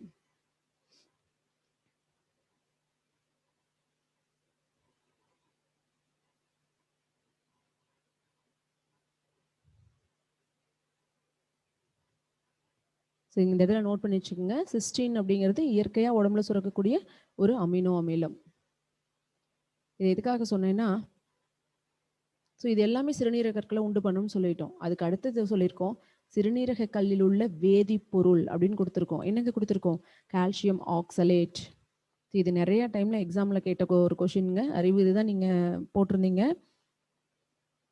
Calcium oxalate. ஆனா நம்ம கொஸ்டின்ல என்ன இதுல என்ன குடுத்துருக்கோம் நோட்ஸ்ல? சிறுநீரக கல்லில் உள்ள வேதிப்பொருள் அப்படின்னு மட்டும் தான் குடுத்துருக்கோம். பட் நமக்கு குரூப் 1 எக்ஸாம்ல கேட்டது, சிறுநீரக கல்ல கீழ்க்கண்ட எந்தெந்த பொருட்கள் காணப்படுகின்றனன்னு கேட்டிருந்தாங்க. வேதிப்பொருள் மட்டும் இல்ல. எது எது இருக்குன்னு கேட்டாங்க. அப்போ ஆட்டோமேட்டிக்கா என்னென்ன இருக்குங்க? யூரிக் அமிலம் இருக்கும், கால்சியம் ஆக்சலேட் இருக்கும், சிஸ்டீன் எல்லாமே இருக்கும். இப்போ உங்களுக்கு கால்சியம் ஆக்சலேட் மட்டும் இருந்ததுன்னா, அது சாதாரணமா சிறுநீரக கல்கள்னு சொல்லுவோம். ஆனா சிஸ்டீன்னால உட்பட்ட அதுக்கு பேரு சிஸ்டீன் கற்கள் அப்படின்னு பேருங்க. சிஸ்டீன் ஸ்டோன்ஸ் அப்படின்னு சொல்லுவோம் அத சொல்லும்போதே. சிஸ்டீனால மட்டுமே உருவாகுற கற்களும் உண்டு. ஆனா ஜென்ரலா நமக்கு கேட்டதுனால, அது எல்லாமே அப்படிங்கிற மாரி நமக்கு ஆன்சர்ல வந்திருக்கும். சரிங்களா? ஆனா இது ரொம்ப முக்கியமானது. சிஸ்டீன் இப்ப கொஸ்டின் பேப்பர்ல கேட்டிருந்தாங்க அப்படிங்கிறனால உங்களுக்கு ஒரு டைம் நான் சொல்லிட்டேன் அத. சிஸ்டீன்ங்கிறது மனித உடல்ல இயற்கையா சுரக்கக்கூடிய ஒரு வகை அமினோ அமிலம். அது அதிகமா சுரந்தால் கூட கற்கள், சிறுநீரக கற்கள் உருவாகலாம். அப்ப சிறுநீரக கற்களில் உள்ள வேதிப்பொருட்கள் சிறுநீரக கற்களில் உள்ள பொருட்கள் அப்படின்னு கேட்டா கால்சியம் ஆக்சலேட், யூரியா, சிஸ்டீன், இந்த 3மே சொல்லலாம். ஓகேங்களா?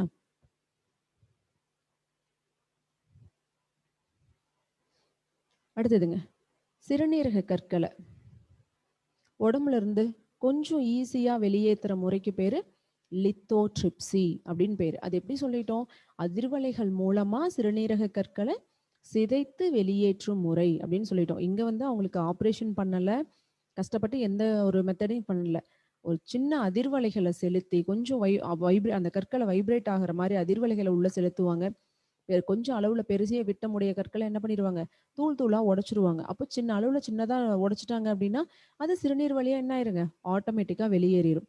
அந்த முறைக்கு தான் பேரு லித்தோட்ரிப்சி அப்படின்னு பேருங்க.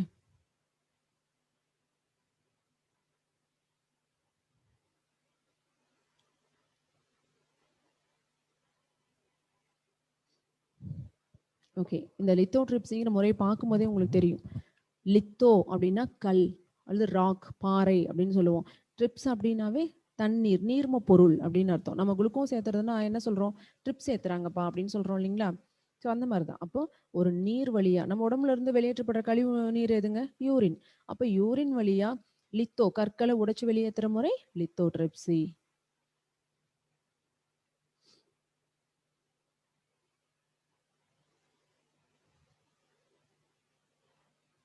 ஓகே, சிறுநீரக மாற்று அறுவை சிகிச்சை முதல்ல செஞ்ச டாக்டர் யாருன்னு பார்த்தோம். 2 பேர், ரம்யா அண்ட் கவிதா, 2 பேர் கரெக்டாக ஆன்சர் போட்டிருந்தீங்க. ஒரு பேர் ஜோசப் இ முரே.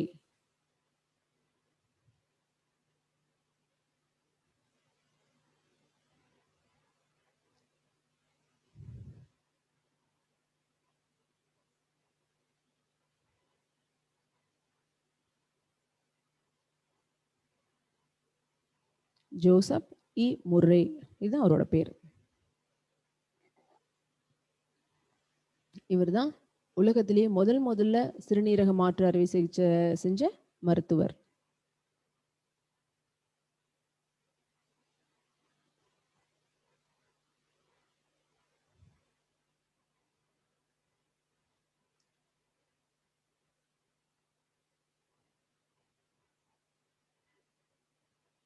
ஓகே, பார்வதி வருஷம் கேட்டிருக்கீங்க. வருஷம் 1954.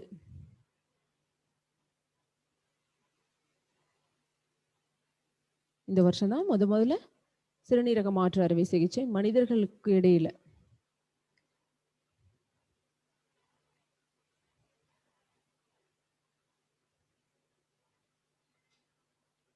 சரிங்க, அடுத்ததுங்க. ஸோ இது வரைக்கும் வந்தது எல்லாமே கிட்னி சம்பந்தமான பிரச்சனை. ஓகேங்களா? ஸோ அடுத்தது வர்றது ரத்தத்தில் சர்க்கரை அளவு அதிகரிக்கும் நிலை.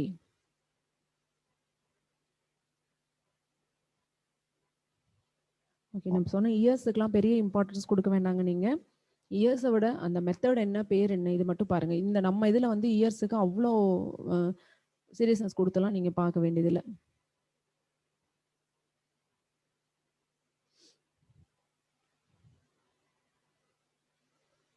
சரிங்க, ரத்தத்தில் சர்க்கரை அளவு அதிகரிக்கிற நிலைக்கு பேர் ஹைப்பர் கிளைசீமியா அப்படின்னு பேருங்க. ஸோ இதில் கிளைசீம் அப்படிங்கிறது சுகரை குறிக்கக்கூடியது. ஹைப்பர் அப்படின்னா அதிகமாகிறது அப்படின்னு அர்த்தம்.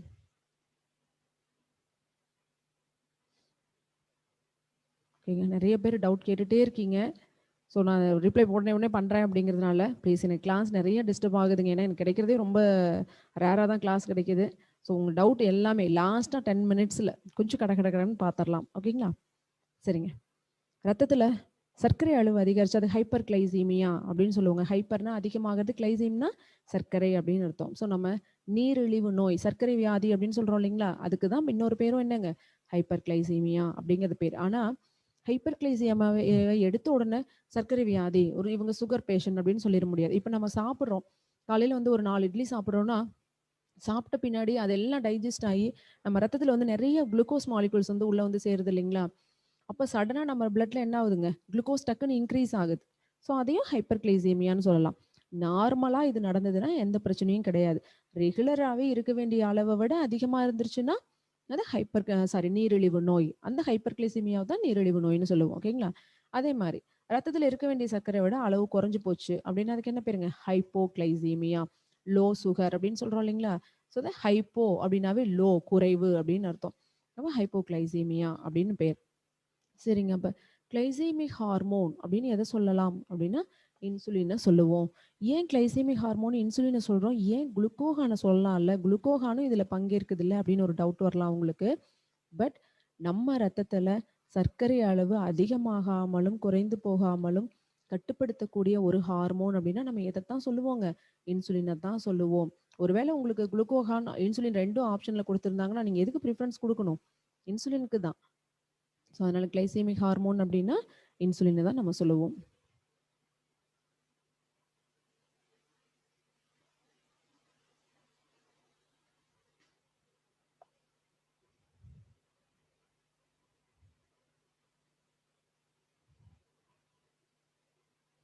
சப்போஸ் உங்களுக்கு கிளைசெமிக் ஹார்மோன்னு கேட்காம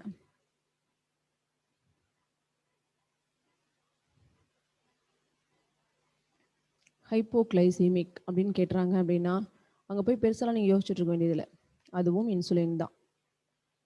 கிளைசெமிக் ஹார்மோன் ஹைப்போங்கிற வார்த்தை இல்லாம கிளைசெமிக் அப்படின்னு கேட்டாலும் சரி, அல்லது கிளைசெமிக்னா சர்க்கரை சமநிலையை பாதுகாக்கும் ஹார்மோன் அர்த்தங்க. ஹைப்போகிளைசிமிக்னா ரத்தத்துல சர்க்கரை அளவை குறைக்கக்கூடிய ஹார்மோன் அர்த்தம். ஸோ எப்படி கேட்டாலும் இன்சுலின் அப்படின்னு தான் அர்த்தம். ஒருவேளை கொஷின்ல ஹைப்பர் கிளைசீமிக்னு கேட்டுறாங்கன்னு வச்சுக்கோங்க. ஹைப்பர்னா என்னங்க? அதிகப்படுத்துறது, ஹை லெவலுக்கு கொண்டு போறது அப்படின்னு அர்த்தம். அந்த இடத்துல கொண்டு போய் இன்சுலின் நீங்க போட்டுறக்கூடாது. அப்ப இங்க என்னதான் ஆன்சர் போடணும்? குளுக்கோகான் போடணும். சரிங்களா? ஏன்னா குளுக்கோகானோட வேலை தான் நம்ம பிளட்ல சர்க்கரை குறைஞ்சு போயிருக்கும் போதெல்லாம் அதை அதிகப்படுத்தி கொடுக்கறது. அப்ப சர்க்கரை அளவை அதிகப்படுத்துற ஹார்மோன்னா குளுக்கோகான் பார்க்கணும். இது 3க்கு டிஃபரெண்ட் பார்த்துக்குங்க. கிளைசீமிக் ஹார்மோன் ஏற்கனவே எக்ஸாம்ல கேட்ட கொஷின்ங்க. அதனால அப்படியே எடுத்து குடுத்துருப்பேன் உங்களுக்கு. கிளைசீமிக் ஹார்மோன்னு சொன்னாலும், ஹைப்போகிளைசீமிக் ஹார்மோன்னு சொன்னாலும் 2ம் இன்சுலின் தான். ஹைப்பர் கிளைசீமிக் ஹார்மோன்னு சொல்லிட்டா குளுக்கோகான் வரும்.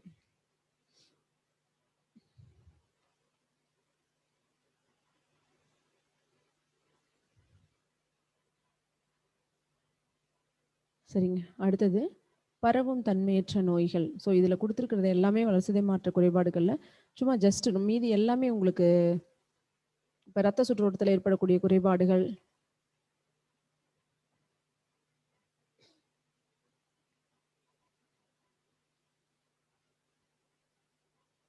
கிளைசீமியாவும் கிளைசீமிக் 2ம் டிஃபரெண்டான்னு கேட்குறீங்க. ஓகே. அறிவு நீங்க தான் கேட்டிருக்கீங்கன்னு நினைக்கிறேன். உங்களுக்கு தான் இப்ப நெறைய டவுட் வருது. கிளைசீமியா அப்படிங்கிறது ஒரு பிரச்சனையோட பேரு. கிளைசீமிக் அப்படிங்கிறது ஒரு ஹார்மோனோட பேரு. ஓகேங்களா? ஸோ கிளைசீமியாங்கிறது ஒரு டிசீஸ் மாரி. ஸோ அதனால கிளைசீமியா அப்படின்னு சொல்றோம். அனீமியா அந்த மாரி சொல்றோம் இல்லைங்களா? அப்படி. பட் கிளைசீமிக் ஹார்மோன் அந்த பிரச்சனைக்கு காரணமான பொருள் அப்படிங்கிறது கிளைசீமிக். ஓகேங்களா? ஸோ கிளைசீமியானா பிரச்சனை. கிளைசீமிக் அப்படிங்கிறது பிரச்சனைக்கு காரணமான பொருள். அவ்வளோதான். சரி, அடுத்தது பரவும் தன்மையற்ற நோய்கள். எந்தெந்த நோய்கள் ஒருத்தர்கிட்ட இருந்து இன்னொருத்தருக்கு பரவாது அப்படிங்கிறது. இது வந்து நான் உங்களுக்கு ஏற்கனவே சொல்லிட்டேங்க. ரொம்ப ஈஸியா ஞாபகம் வச்சுக்கலாம். நோய் கிருமிகளால ஏற்படக்கூடிய நோய்கள் தான் என்ன ஆகுங்க, ஒருத்தர்கிட்ட இருந்து இன்னொருக்கு ஏதோ ஒரு வகையில ஸ்ப்ரெட் ஆகக்கூடியதா இருக்கும். மத்தது எதுவுமே ஒருத்தர்கிட்ட இருந்து இன்னொருத்தருக்கு பரவாது அப்படின்னு சொல்லியிருக்கோம். ஞாபகம் இருக்குங்களா? ஸோ அத வச்சுக்கிட்டு பார்த்தீங்கன்னாவே, ஒரு பாக்டீரியா, வைரஸ், லார்வா, பூஞ்சை, புரோட்டோசோவா இதனால எந்தெந்த நோய் வராதோ அத்தனையும் பரவும் தன்மையற்ற நோய். அவ்வளோதான் முடிஞ்சு போச்சு. இருந்தாலும் எக்ஸாம்க்கு ஒரு 7, 8 குடுத்துருக்கேன் உங்களுக்கு. அதில ஃபர்ஸ்ட் ஒண்ணு டயாபிடிஸ் மெலிடஸ். டயாபிடிஸ் மெலிடஸ்னா சர்க்கரை வியாதி. நீரிழிவு நோய்ன்னு சொல்றோம் இல்லைங்களா? ஸோ இது எதனால வருது? இன்சுலின் கம்மியா சுரக்கிறதுனால வருது. அடுத்தது டயாபிடிஸ் இன்சிபிடஸ். டயாபிடிஸ் இன்சிபிடஸ் அப்படிங்கிறது ஏடிஹெச் அப்படிங்கிற ஹார்மோன் குறைவா சுரக்கிறதுனால வருது. இது 2க்கும் டிஃப்ரெண்ட். அநேகமாக எஃப் கிளாஸ்க்கு மட்டும் இது கொஞ்சம் நான் நடத்தியிருக்க மாட்டேங்க. ஏன்னா அந்த டாபிக் நான் உங்களுக்கு ஒரு ஸ்பெஷல் கிளாஸ் தனியாக போட்டு கொஞ்சம் ரெகுலர் கிளாஸில் எஃப் கிளாஸ் மட்டும் நான் உங்களுக்கு கண்டக்ட் பண்ணி விட்றேன். ஸோ அப்போ நான் சொல்லும்போது உங்களுக்கு கண்டிப்பாக புரியும். இப்போ கொஞ்சம் வாட்ச் பண்ணிக்கோங்க. இந்த டயபிட்டிஸ் மெலிட்டஸ் அப்படிங்கிறது இன்சுலின் குறைவாக சுரக்கிறதுனால ரத்தத்தில் சர்க்கரை அதிகமாகிற சர்க்கரை சிறுநீர் வழியாக வெளியில் போகிறது. சரிங்களா? டயபிட்டிஸ் இன்சிபிடஸ்னா உடம்புல இருக்கிற நீர்ச்சத்துக்கள் எல்லாமே சிறுநீர் வழியாக வெளியில் போகிறது. ரெண்டுக்கும் அவ்வளோதான் வித்தியாசம். ஓகேங்களா? உங்களுக்கு தேவை இது ரெண்டும் பரவும் தன்மை இல்லாத வளர்சிதை மாற்ற குறைபாடுகள் அப்படின்னு தெரியணும். டயபிட்டிஸ் மெலிட்டஸ் எதனாலப்பா வருது அப்படின்னா இன்சுலின் குறைவாக சுரக்கிறதுனால வருது. அப்போ இன்சிபிடஸ் அப்படின்னா ஏடிஹெச் ஹார்மோன் அதில் வாசோப்ரெசின் குறைவாக சுரக்கிறதுனால வருது. ஓகேங்களா? அடுத்தது கரோனரி இதய நோய்கள். கரோனரி இதய நோய்களில் எல்லாமே உங்களுக்கு வந்து ஆர்த்திரோக்ளிரோசஸ் அப்படின்னு ஒன்று சொன்னோம். அண்ட் கரோனரி இதய நோய் சிஏடி அப்படின்னு கூட ஒன்று சொல்லியிருப்போம். கரோனரி இதய நோய் அப்படின்னா என்னன்னா கரோனரி தமிழ்களில் கொழுப்பு பொருட்கள் அடைச்சிக்கிறதுனால மாரடைப்பு ஏற்படுறது. ஸோ இந்த மாதிரி பிரச்சனை எல்லாமே கரோனரி இதய நோய்கள்னு சொல்லுவோம். எந்த ஒன்றை தவிரங்க எதை மட்டும் இதில் சேர்த்தக்கூடாது, ருமேட்டிக் இதய நோய் அப்படின்னு சொல்லுவோம். ஞாபகம் இருக்குங்களா? அதை மட்டும் இதுக்குள்ளே சேர்த்தக்கூடாதுங்க. ஏன்னா அது நோய் கிருமினால வரக்கூடியது. ருமேட்டிக் இதய நோய் அப்படிங்கிறது மட்டும் ஸ்ட்ரெப்டோகாக்கஸ் அப்படிங்கிற ஒரு பாக்டீரியானால ஏற்படக்கூடியது. அது மட்டும் இதுக்குள்ள வராது. ஓகேங்களா? அடுத்தது 4வது சிறுநீரக செயலிழப்பு. இப்போதான் மேலே பார்த்தோம் வளர்சிதை மாற்ற குறைபாடுகள்ல சிறுநீரகம் தன்னோட செயல்திறனை குறைச்சிடுறது. அடுத்தது உயர் ரத்த அழுத்தம், ஹை பிபி, பிளட் ப்ரெஷர் அப்படின்னு சொல்றோம் இல்லைங்களா? சரி, உயர் ரத்த அழுத்தம் எதனாலங்க வருது? உயர் ரத்த அழுத்தம் எதனால வருது? இதுக்கு நீங்க பதில் சொல்றதுக்கு சேட் பண்ணலாம்.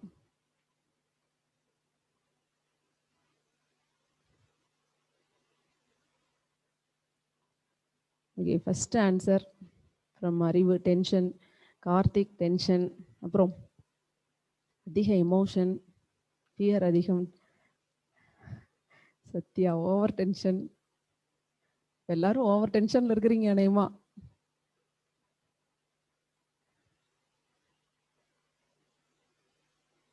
பிளட் வேகமா பம்ப் ஆகிறது,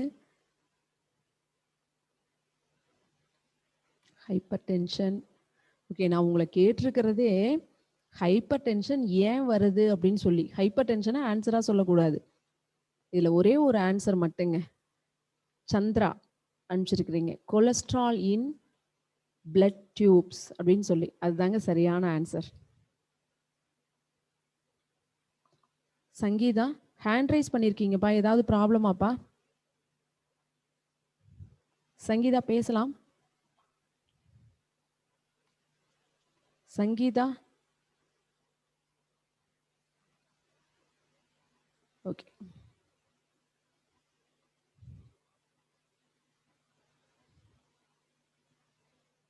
சரிங்க, உயர் ரத்த அழுத்தம் வர்றதுக்கு காரணமே கொழுப்பு பொருட்கள் நம்ம ரத்தம் போற குழாய்கள்ல அடைப்பை ஏற்படுத்துறது தான். ஸோ ஒரு இடத்துல வந்து தண்ணி அப்படியே நீட்டாக போயிட்டு இருக்கு அப்படின்னா அங்கே போய் எதையாவது ஒரு கேட் வால் வச்சு பாதி அடைக்கிறீங்க அப்படின்னா வரக்கூடிய தண்ணீரோட வேகம் என்னாகுங்க, அதிகமாகுது இல்லைங்களா? அதுதாங்க உயர் ரத்த அழுத்தத்தை உண்டாக்கக்கூடியது. ஓகேங்களா? சரி, அப்போ கொலஸ்ட்ரால் தான் காரணம்.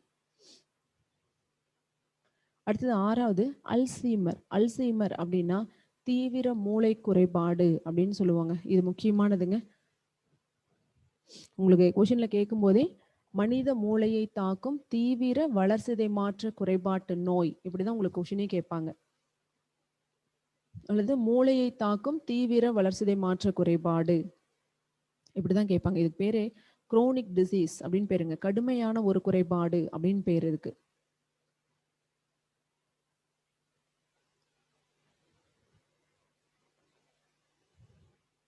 நம்ம அம்னீஷியான்னு ஒண்ணு படிச்சிருக்கோம், ஞாபகம் இருக்குங்களா?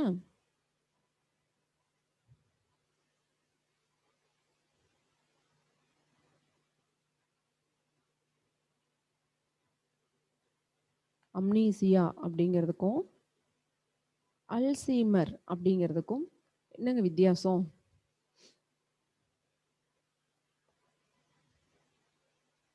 அம்னீசியா அப்படின்னா ஞாபக மறதி, மெமரி லாஸ் அப்படின்னு சொல்லுவோம். அப்போ அல்சீமர்னா என்னங்க?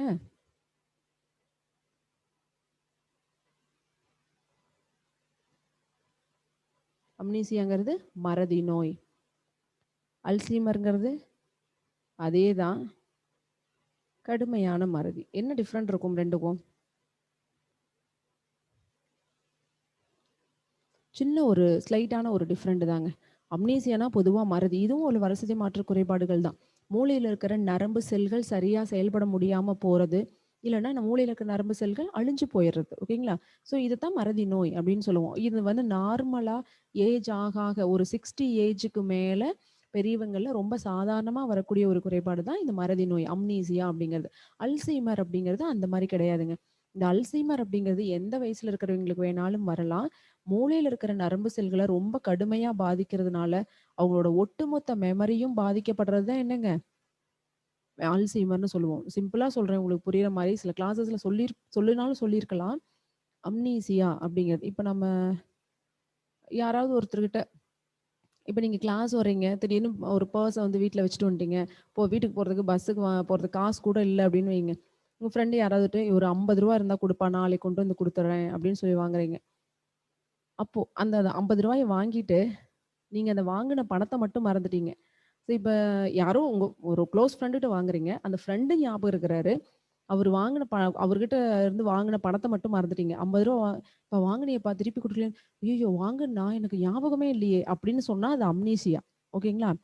அதுவே அல்சீமர்னா, வாங்குன பணத்தோட நம்ம குடுத்த ஃப்ரெண்டையும் சேர்த்து மறந்துட்டீங்கன்னு வச்சுக்கங்க. அதுக்கு பேரு அல்சீமர். இவ்வளோதாங்க சிம்பிளான ஒரு டிஃபரெண்ட். ஸோ அல்சீமர் அப்படிங்கிறது ரொம்ப கடுமையான மறதி. எந்த ஏஜ்ல 5 வயசுல ஒரு குழந்தைக்கு வந்தா கூட, அது பிறந்த நாள்ல இருந்து அன்னைக்கு அந்த நோய் தாக்குற வரைக்கும் இது நடந்தக்கூடிய அதோட வாழ்நாள்ல நடந்தக்கூடிய எல்லா மெமரியும் டோட்டலா எரேஸ் ஆயிரும். ஸோ புத்தம் புதுசா உலகத்த பார்க்குற மாரி பார்ப்பாங்க. அம்னீசியாங்கிறது அப்படி இல்லங்க. அந்த ஒரு குறிப்பிட்ட பீரியட்ல நடந்த சில விஷயங்கள மட்டும் மறந்து போறது. இது அம்னீசியா. நமக்கெல்லாம் இருக்கிற மாரி. செலக்டிவ் அம்னீசியா நமக்கு இருக்குதுல்ல. சில சப்ஜெக்ட் மட்டும் எவ்வளோ படிச்சாலும் மறந்து மறந்து போற மாரி. அந்த மாரி. ஓகேங்களா? சரிங்க. அடுத்தது மூளையை தாக்கும் பக்கவாத நோய்கள். ஸோ இதுவும் பக்கவாத நோய் அப்படிங்கிறது எதனால வரும்? மூளையில இருக்கிற பெருமூளையில இருக்கிற ரத்த குழாய்கள்ல கொழுப்பு படிவுகள் ஏற்படுறதுனால தான் ஸ்ட்ரோக், பக்கவாத நோய்கள் வரும்னு படிச்சிருக்கோம் இல்லைங்களா? ஓகே. அடுத்தது 8வது பசியின்மை. முக்கியமானதுங்க. Very good. Priya cerebro vascular டிசீஸ்ன்னு போட்டீங்க. செரிப்ரல் த்ராம்போசிஸ் அப்படின்னு ஒண்ணு படிச்சோம் ஞாபகம் இருக்குங்களா? செரிப்ரல் த்ராம்போசிஸ்னால வரக்கூடிய பக்கவாத நோய்கள். இது எல்லாமே வளர்சிதை மாற்ற குறைபாடுகள்ல தான் வரும்.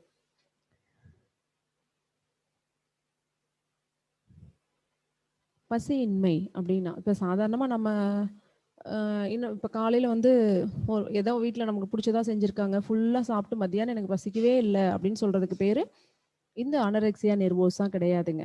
ஸோ சாதாரணமா நம்ம பசிக்கலன்னு சொல்றதுக்கும், இந்த அனரெக்சியா நெர்வோஸா அப்படிங்கிறது அனரெக்சியா நெர்வோஸாங்கிற வார்த்தை முக்கியமானது. 2க்கும் டிஃபரெண்ட் இருக்கு. அனரெக்சியா நெர்வோஸா அப்படின்னா என்னன்னா, இப்ப டெய்லி நீங்க காலையில வந்து ஒரு 8:30 மணிக்கு சாப்பிட்டு பழகியிருக்கீங்க அப்படின்னா, அந்த கரெக்ட்டா நீங்க 8:30 மணி ஆனா டான்னு பசிக்கும் அப்படின்லாம் சொல்லலாம். 8:30 மணிக்கெல்லாம் சாப்பிட்டுருவேன்ப்பா. ஆ எனக்கு வந்து கரெக்ட்டா 8:30 மணி ஆனா சாப்பாடு குடுத்துறணும். இல்லன்னா பயங்கரமா பசிக்கும். அப்படிலாம் கிடையாது. இப்ப நீங்க நார்மலா மதியம் வந்து 1 மணிக்கு சாப்பிடுறீங்கன்னா, 12:30 மணிலேருந்து உங்களுக்கு பசிங்கிற உணர்வு இருக்கும். அப்ப நீங்க என்ன பண்ணணும்? ஒரு 1/2 மணி நேரம் உங்கள ஞாபகப்படுத்திட்டே இருக்கும்.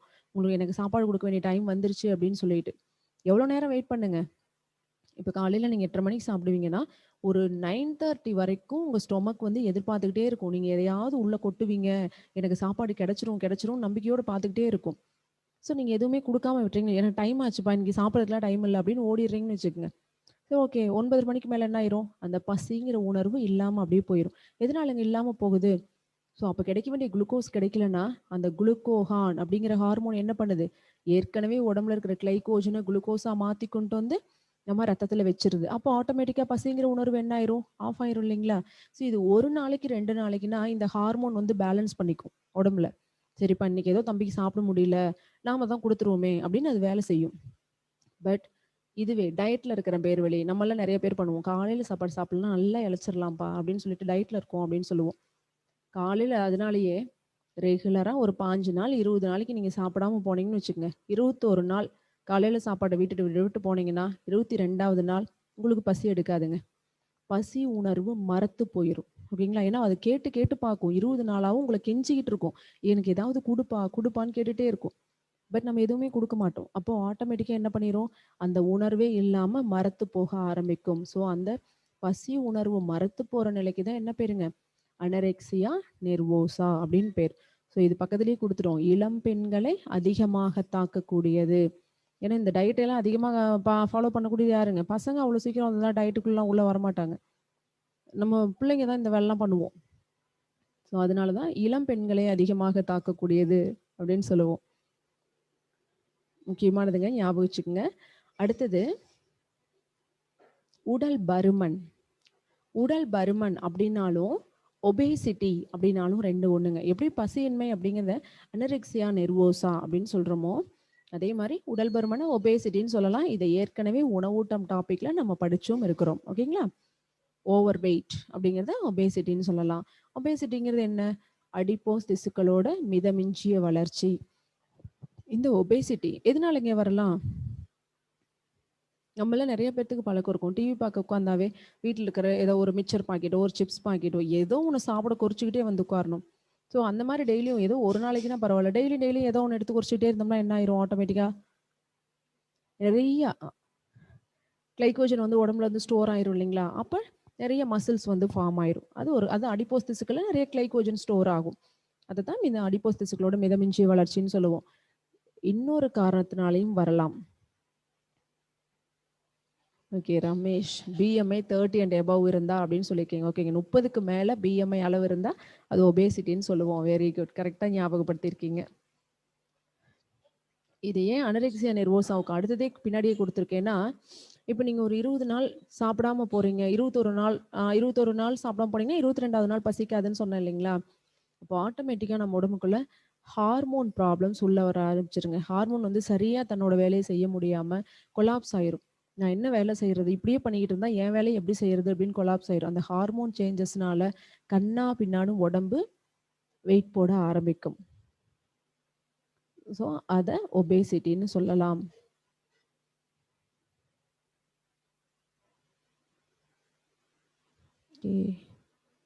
ஒரு கொஷின் கேட்டிருக்கீங்க மேம், 25 தானா மேம் அப்படின்னு ஒன்று கேட்டிருக்கீங்க. எனக்கு புரியல, பிஎம்ஐ ரேஞ்சு சொல்கிறீங்களான்னு எனக்கு தெரியல.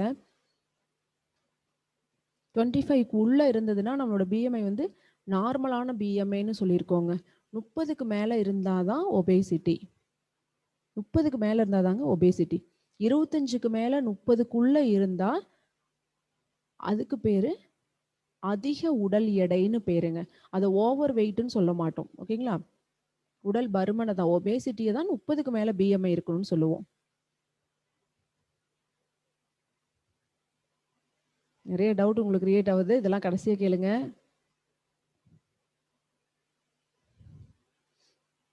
சரிங்க, அடுத்தது அக்ரோமெகலி அல்லது அசுர வளர்ச்சி. அசுர வளர்ச்சி, ராட்சச வளர்ச்சி, ஜைஜாண்டிக் க்ரோத் எப்படினாலும் சொல்லலாம். ஜைஜாண்டிசம் அப்படின்னு சொல்கிறோம் இல்லைங்களா? ஜைஜாண்டிசம்னாலும் அசுர வளர்ச்சினாலும் ரெண்டு ஒன்றுங்க.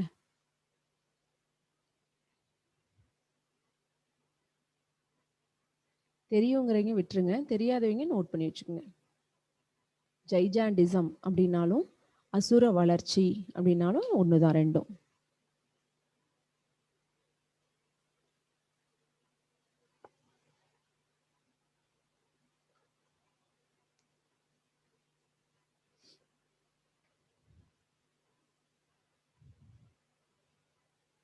சரிங்க, இந்த ஜைஜாண்டிசம் எதனால வருது? பிட்யூட்ரி சுரப்பி வளர்ச்சி ஹார்மோனை அதிகமாக சுரக்கிறதுனால. ஓகேங்களா? இது ஆல்ரெடி மற்ற கிளாஸ்லாம் படிச்சிருப்போங்க. எக்ஸப்ட் எஃப் கிளாஸ்க்கு நான் மறுபடியும் ஒரு டைம் இதை டீட்டெயிலாக சொல்லுவேன். ஸோ இப்போ நடத்தும்போது தயவு செஞ்சு இதை எனக்கு புரியலையேன்னு நினைக்க வேண்டாம், இதை மறுபடியும் நம்ம பார்ப்போம். அடுத்தது மிட்ஜெட் அல்லது குள்ளத்தன்மை. மிட்ஜெட் அல்லது குள்ளத்தன்மை அப்படிங்கிறது பிட்யூட்ரியில் வளர்ச்சி ஹார்மோன் குறைவாக சுரக்கிறதுனால ஏற்படக்கூடிய. ஏன்னா வளர்ச்சி ஹார்மோன் சரியாக சுரந்தா நம்ம பரம்பரையில் இருக்கிறவங்க நார்மலாக என்ன ஹைட்டுக்கு வளருவாங்களோ அந்த ஹைட்டு நமக்கும் இருக்கும். ஓகேங்களா? ஏன்னா நம்மளோட வளர்ச்சிங்கிறது ஒரு விதத்தில் பரம்பரையும் சார்ந்தது. அதுவே சுரக்க வேண்டியதை விட ரொம்ப அளவுக்கு அதிகமாக சுரந்துச்சு அப்படின்னா நம்ம வளர்ச்சி சம்மந்தமே இல்லாமல் என்ன ஆயிருங்க, நெடுன்னு வளர ஆரம்பிச்சிருவோம். அதுதான் அசுர வளர்ச்சின்னு சொல்லுவோம். குள்ளத்தன்மை அப்படின்னா சுரக்க வேண்டிய அளவு விட குறைவா சுரக்கிறது. அப்போ வளர்ச்சி என்ன ஆயிரும், ஒரு குறிப்பிட்ட பீரியடோட நின்று போயிடும். அப்போ ரொம்ப ஷார்ட்டா இருப்போம். Very good. இதுக்கு டுவார்ஃபிஷம் அப்படின்னு பேர். இங்கிலீஷ்ல வந்து டுவார்ஃபிஷம் அப்படின்னு சொல்லுவோம்.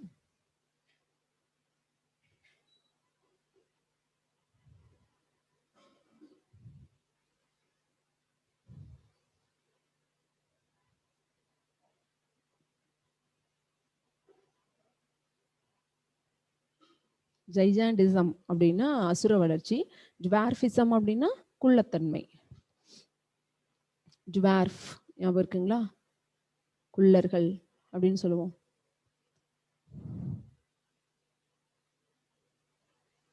எல்லாருமே புலி படம் பார்த்துருப்பீங்கல்லப்பா.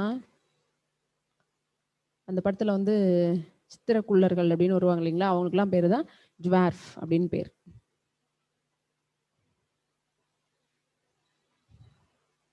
சரிங்க, அடுத்தது காய்டர், சின்ன பசங்களில் ஏற்படக்கூடிய கிரிட்டினிசம், பெரியவர்கள் ஏற்படக்கூடிய மெக்சிரிமா. இது எல்லாமே பரவும் தன்மையற்ற நோய்கள் தான்.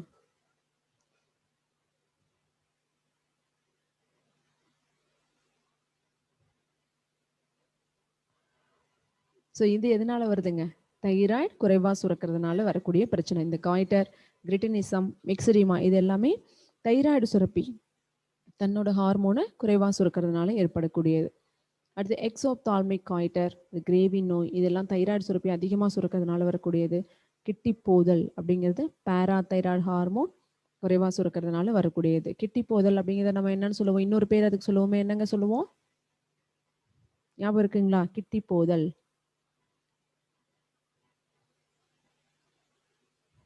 டெட்டனி. இந்த டெட்டனிங்கிற வார்த்தை முக்கியமானதுங்க. கிட்டி போதல் அப்படிங்கிறது பாராதைராய்டு குறைவா சுரக்கிறதுனால வரக்கூடியது அப்படிங்கிறது உங்களுக்கு தெரியும். அதை வந்து இங்கிலீஷ்ல டெட்டனின்னு சொல்லுவோம்.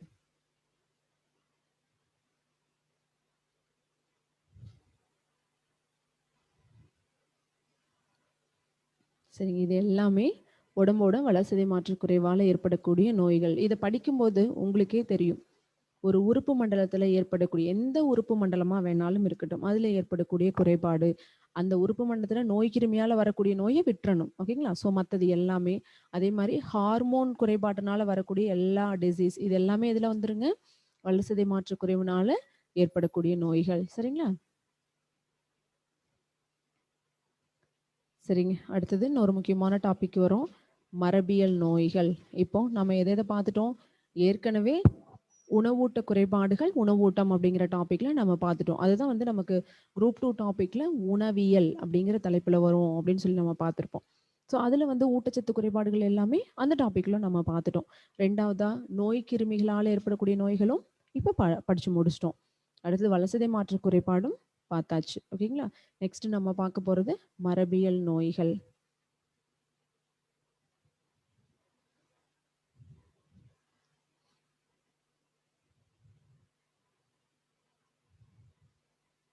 மரபியல் நோய்கள்ல ஃபர்ஸ்ட் ஒன்று கதிர் அறிவால் சோகை நோய்.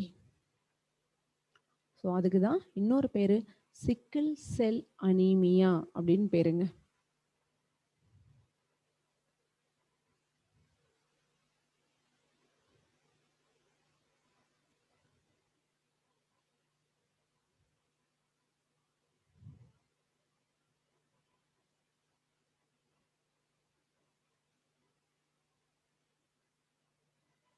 சிக்கிள் செல் அனீமியா அப்படிங்கிறது தான் கதிர் அறிவால் சோகை நோய் அப்படின்னு சொல்லுவோம். சோகை நோய் அப்படின்னா நமக்கு தெரியும், ரத்த சோகை, அனீமியா இது நமக்கு தெரியும். அது என்ன சிக்கிள் செல் அனீமியா அப்படின்னா, செல்கள் வந்து தன்னோட வடிவத்தை மாத்திக்கிறதுனால அந்த அனீமியா வருது அப்படிங்கிறதுனால சிக்கிள் செல் அப்படின்னு சொல்லுவோம். ஸோ வடிவத்தை எப்படி மாத்திக்குது? கதிர் அறிவால். நம்ம தோட்டத்துலலாம் தட்டு இருக்கிறதுக்கு வயல்ல மாட்டுக்கெல்லாம் தீவன பயிரா இருக்கிறதுக்கு ஒரு அரிவாள் வச்சிருப்பாங்க. கதிர இருக்கிற அருவான்னு சொல்லுவாங்க இல்லைங்களா? ஸோ அந்த அரிவா பார்த்தீங்கன்னா எப்படிங்க இருக்கும் வடிவம்?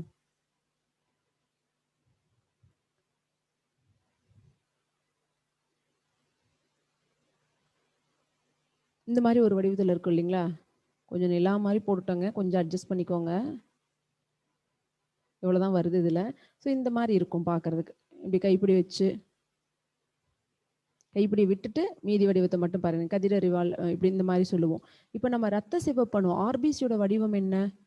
இருபுறமும் உட்குழிந்த வட்ட வடிவ செல் அப்படின்னு சொல்லியிருக்கோமா? அப்ப நம்ம ஆர்பிசியோட இயல்பான வடிவம் இதுதான். இதுதான் நார்மல். இதுதான் இயல்பான வடிவம்னு சொல்லுவோம். இந்த மாதிரி இருக்க வேண்டிய ஒரு ஆர்பிசி தன்னோட வடிவத்தை எப்படி மாத்திக்கிங்க? இந்த மாதிரி தன்னோட ஒரு இயல்பற்ற வடிவத்துக்கு மாறி, இது வந்து அப்நார்மல் அப்படின்னு சொல்லுவோம். அப்போ ஒரு ஆர்பிசி தன்னோட வடிவத்தை கதிர் அறிவால் மாறி மாத்திக்கிறதா என்னங்க? கதிர் அறிவால் சோகை அப்படிங்கிற மரபியல் நோய். ஓகேங்களா?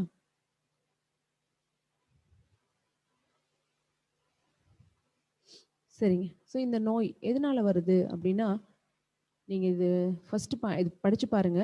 ஒடுங்கு அல்லீல் ஜீன் மூலம் ஏற்படும் அப்படின்னு சொல்லிட்டோம். ஸோ அடுத்தது பிராக்கெட்ல ஒண்ணு குடுத்துருக்கோம். அதுதான் ரொம்ப ரொம்ப முக்கியம். உடல் குரோமோசோமின் ஜீன் திடீர் மாற்ற விளைவு அப்படின்னா ஏதாவது புரியுதுங்களா?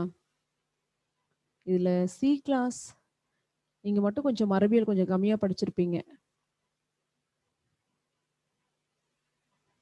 மத்த கிளாஸ் எல்லாம் தெரியும். ஒடுங்கு ஜீன், ஓங்கு ஜீன் அப்படின்னா என்னங்க? ஓங்கு ஜீன்னா என்ன? ஒடுங்கு ஜீன்னா என்ன?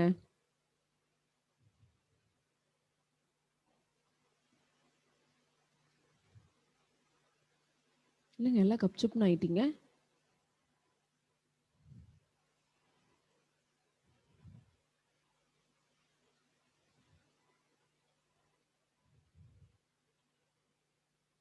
ரொம்ப சிம்பிளா நம்ம அந்த அல்லீல்கள் அப்படின்னு குறிக்கும்போது, இப்போ எக்ஸாம்பிளா பட்டாணி தாவரத்தை பத்தி நம்ம படிச்சோம்.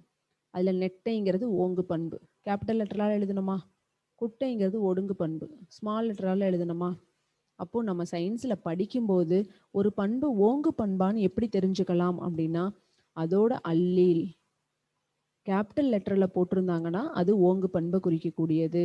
ஸ்மால் லெட்டர்ல குறிச்சிருந்தாங்கன்னா அது ஒடுங்கு பண்பை குறிக்கக்கூடியது. ஓகேங்களா?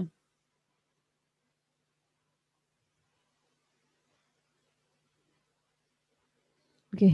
எஃப் செக்ஷனுக்கு நம்ம ஜீனை பற்றிலாம் நான் படிக்கலப்பா மரபியல்ல. எஃப் செக்ஷன் நீங்கள் தனி கேட்டகரி. நீங்கள் வந்து கிட்டத்தட்ட புது கிளாஸ் மாதிரி தான். ஸோ உங்களுக்கு எல்லாமே ஸ்பெஷல் கிளாஸ் போட்டு முடிச்சிருவேன். அது ஒன்றும் எல்லா சப்ஜெக்ட்டுமே நியர்பை என்னோட சப்ஜெக்ட் மாதிரியே தான் இருக்கும். ஓகே. டி செக்ஷனுக்கும் சேம். வெரி குட்ங்க. இருந்தாலும் எனக்கு ஒரு ஹாப்பி என்னன்னா, சப்ஜெக்டை வந்து கரெக்டாக வந்து மறந்து போகாமல் எங்களுக்கு இதுதான் நடத்திருக்கீங்க, இதை தான் நடத்தலைன்னு மைண்ட் வச்சுருக்கீங்க. சூப்பர். Very good. ஓகேங்க. ஸோ அப்போ ஒடுங்கு ஜீன் அப்படின்னா, ஒரு குறைபாடுடைய ஜீனை ஒடுங்கு ஜீன்னு சொல்லிடலாமா அப்படின்னா அப்படி கிடையாதுங்க. ஏன்னா எல்லா உயிரினத்துக்குள்ளேயும் ஓங்கு பண்பை கட்டுப்படுத்தக்கூடிய ஜீன்களும் உண்டு, ஒடுங்கு பண்பை கட்டுப்படுத்தக்கூடிய ஜீன்களும் உண்டு. ரெண்டுமே இருக்கும். இந்த இந்த இதான் இருக்கணும், ஃபுல்லா ஒடுங்கு பண்பா தான் இருக்கும், ஃபுல்லா ஓங்கு பண்பா தான் இருக்கும் அப்படின்னு கிடையாது. ரெண்டுமே உண்டு. ஏதாவது ரொம்ப ரேரா சில குணங்கள் மட்டும்தான் அந்த மாதிரி மாறி இருக்குமே ஒழிய, ரெண்டு குணமும் சேர்ந்து தான் இருக்கும் உடம்போட ஒவ்வொரு செல்லுலையும். அப்போ இத படிக்கும்போது நீங்க என்ன தெரிஞ்சுக்கணும்னா, ஒரு மரபியல் நோய் அதிகமா எந்த ஜீன்ல ஏற்படுற குறைபாட்டுனால வரும் அப்படின்னா, ஒடுங்கு ஜீன்கள்ல ஏற்படக்கூடிய குறைபாட்டுனால வரும். ஓங்கு ஜீன்கள் அவ்வளவு சீக்கிரம் பாதிக்கப்படாதுங்க. இன்னைக்கு உலகத்துல கிட்டத்தட்ட மரபியல் நோய்கள் மட்டும் பார்த்தீங்கன்னா, ஒரு அதாவது கண்டுபிடிச்சு பேர் வச்சிருக்கிற மரபியல் நோய்கள் மட்டும் 300 அண்ட் எபவ் 300க்கும் மேற்பட்ட மரபியல் நோய்களை இதுவரைக்கும் கண்டுபிடிச்சு பேர் வச்சிருக்காங்க. இதுல கிட்டத்தட்ட 280 நோய்கள் ஒடுங்கு ஜீன்களால ஏற்படக்கூடியது தான். ஓங்கு ஜீன்களால ஏற்படக்கூடிய நோய்கள் மிக மிக மிக குறைவு. சரிங்களா? சரி. அப்போ ஓகேப்பா. எனக்கு இது தெரிஞ்சிருச்சு.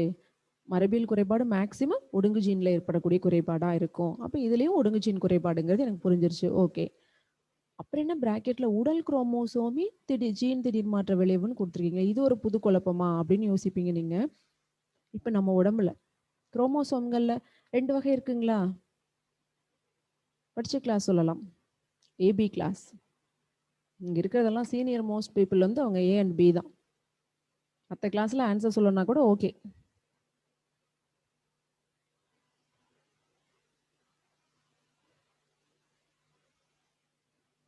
எஸ்.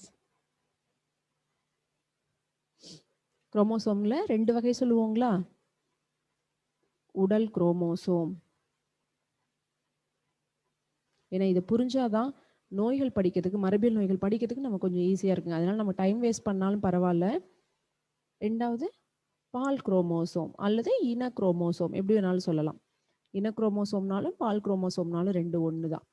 அப்போ நம்ம உடம்புல மனிதர்களில் மொத்தமாக 46 குரோமோசோம்கள் இருக்கும்னு சொல்லியிருப்போம், அல்லது 23 ஜோடி குரோமோசோம் இருக்கும்னு நம்ம படிச்சிருப்போம். இந்த 23 ஜோடி அல்லது 46 குரோமோசோம்கள்ல 44 குரோமோசோம்கள் உடல் குரோமோசோமாவும் மீதி இருக்கிற 2 குரோமோசோம் மட்டும், அதாவது எக்ஸ் அண்ட் ஒய், இந்த 2 மட்டும் இன குரோமோசோம்களாகவும் இருக்கும். இதெல்லாம் படிக்கும்போது உங்களுக்கு பிளாஷ்பேக் மாதிரி அப்படியே வந்துட்டு போகும் நம்ம கிளாஸ்ல நடத்தினதெல்லாம். சரிங்க. அப்போ ஒரு மரபியல் நோய் இந்த குரோமோசோம்களா இந்த 44 குரோமோசோம்கள்ல ஏற்படக்கூடிய பிரச்சனைனால வந்துச்சு அப்படின்னா அத உடல் குரோமோசோமின் திடீர் மாற்ற விளைவு அப்படின்னு சொல்லிடுறாங்களா? ஏன்னா பிரச்சனையுடைய ஜீன் எங்க இருக்கு? உடல் குரோமோசோம்கள்ல இருக்கு அப்படிங்கறதுனால அப்படி சொல்லுவோம். சப்போஸ்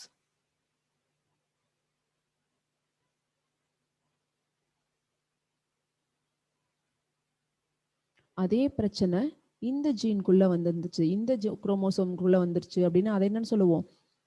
பால் குரோமோசோம் சார்ந்த குறைபாடு அப்படின்னு சொல்லுவோம். அப்போ ஒரு மரபியல் நோயை படிக்கும்போது அது மரபியல் நோய் தானா அப்படின்னு முதல்ல கண்டுபிடிக்க தெரியணும். இந்த டிசீஸ் இது வந்து ஒரு மரபியல் குறைபாடுப்பா. ஒரு ஜெனரேஷன்ல இருந்து இன்னொரு ஜெனரேஷனுக்கு, அம்மா அப்பாட்ட இருந்து குழந்தைங்களுக்கு, அடுத்தது அவங்க குழந்தைங்களுக்கு இப்படி பாஸ் ஆகிட்டே இருக்கும் அப்படின்னு கண்டுபிடிக்க தெரியணும். அடுத்தது அதை பார்த்த உடனே இது ஒடுங்கு ஜீன் குறைபாடா, ஓங்கு ஜீன் குறைபாடா, இது ஈஸியா ஞாபகம் வச்சுக்கலாம். நாம படிக்கிறது எல்லாமே ஒடுங்கு ஜீன் குறைபாட்டுல தான் வரும். அதனால அது கஷ்டப்பட வேண்டியதில்லை. அதுக்கு அடுத்தது மூணாவதா தெரிஞ்சுக்க வேண்டிய விஷயம், இது உடல் குரோமோசோம் மாற்றமா, பால் குரோமோசோம் மாற்றமா, இது நாங்க தெரிஞ்சுக்கணும் அடுத்தது நீங்க. ஓகேங்களா? அப்போ அந்த நோயை முதல்ல இந்த கேட்டகரியில் பிரிச்சு தெரியணும். இப்போ படிக்கும்போது இந்த 44 குரோமோசோம்குள்ள வந்துச்சுன்னா உடல் குரோமோசோமின் திடீர் மாற்ற விளைவு, இந்த 2 குரோமோசோம்குள்ள மாற்றம் வந்துச்சுன்னா இன குரோமோசோமின் திடீர் மாற்ற விளைவு. சரிங்க, இது எல்லாம் எங்களுக்கு புரியுதுப்பா. ஆனா இது உடல் குரோமோசோம்ல தான் வந்திருக்குது, பால் குரோமோசோம்ல தான் வந்திருக்குது, நாங்க எப்படி தெரிஞ்சுக்கிறது? அடுத்த கொஸ்டின் இதுதானேங்க ரைஸ் ஆகும். இல்லைங்க, ஸ்ட்ரென்த் போய்கிட்டே இருக்குது. 380ல இருந்து இப்போ 360 வந்துருச்சு. எல்லாம் டீ சாப்பிட சமைக்கிறதுக்கு எல்லாம் ரெடியா வரீங்களா?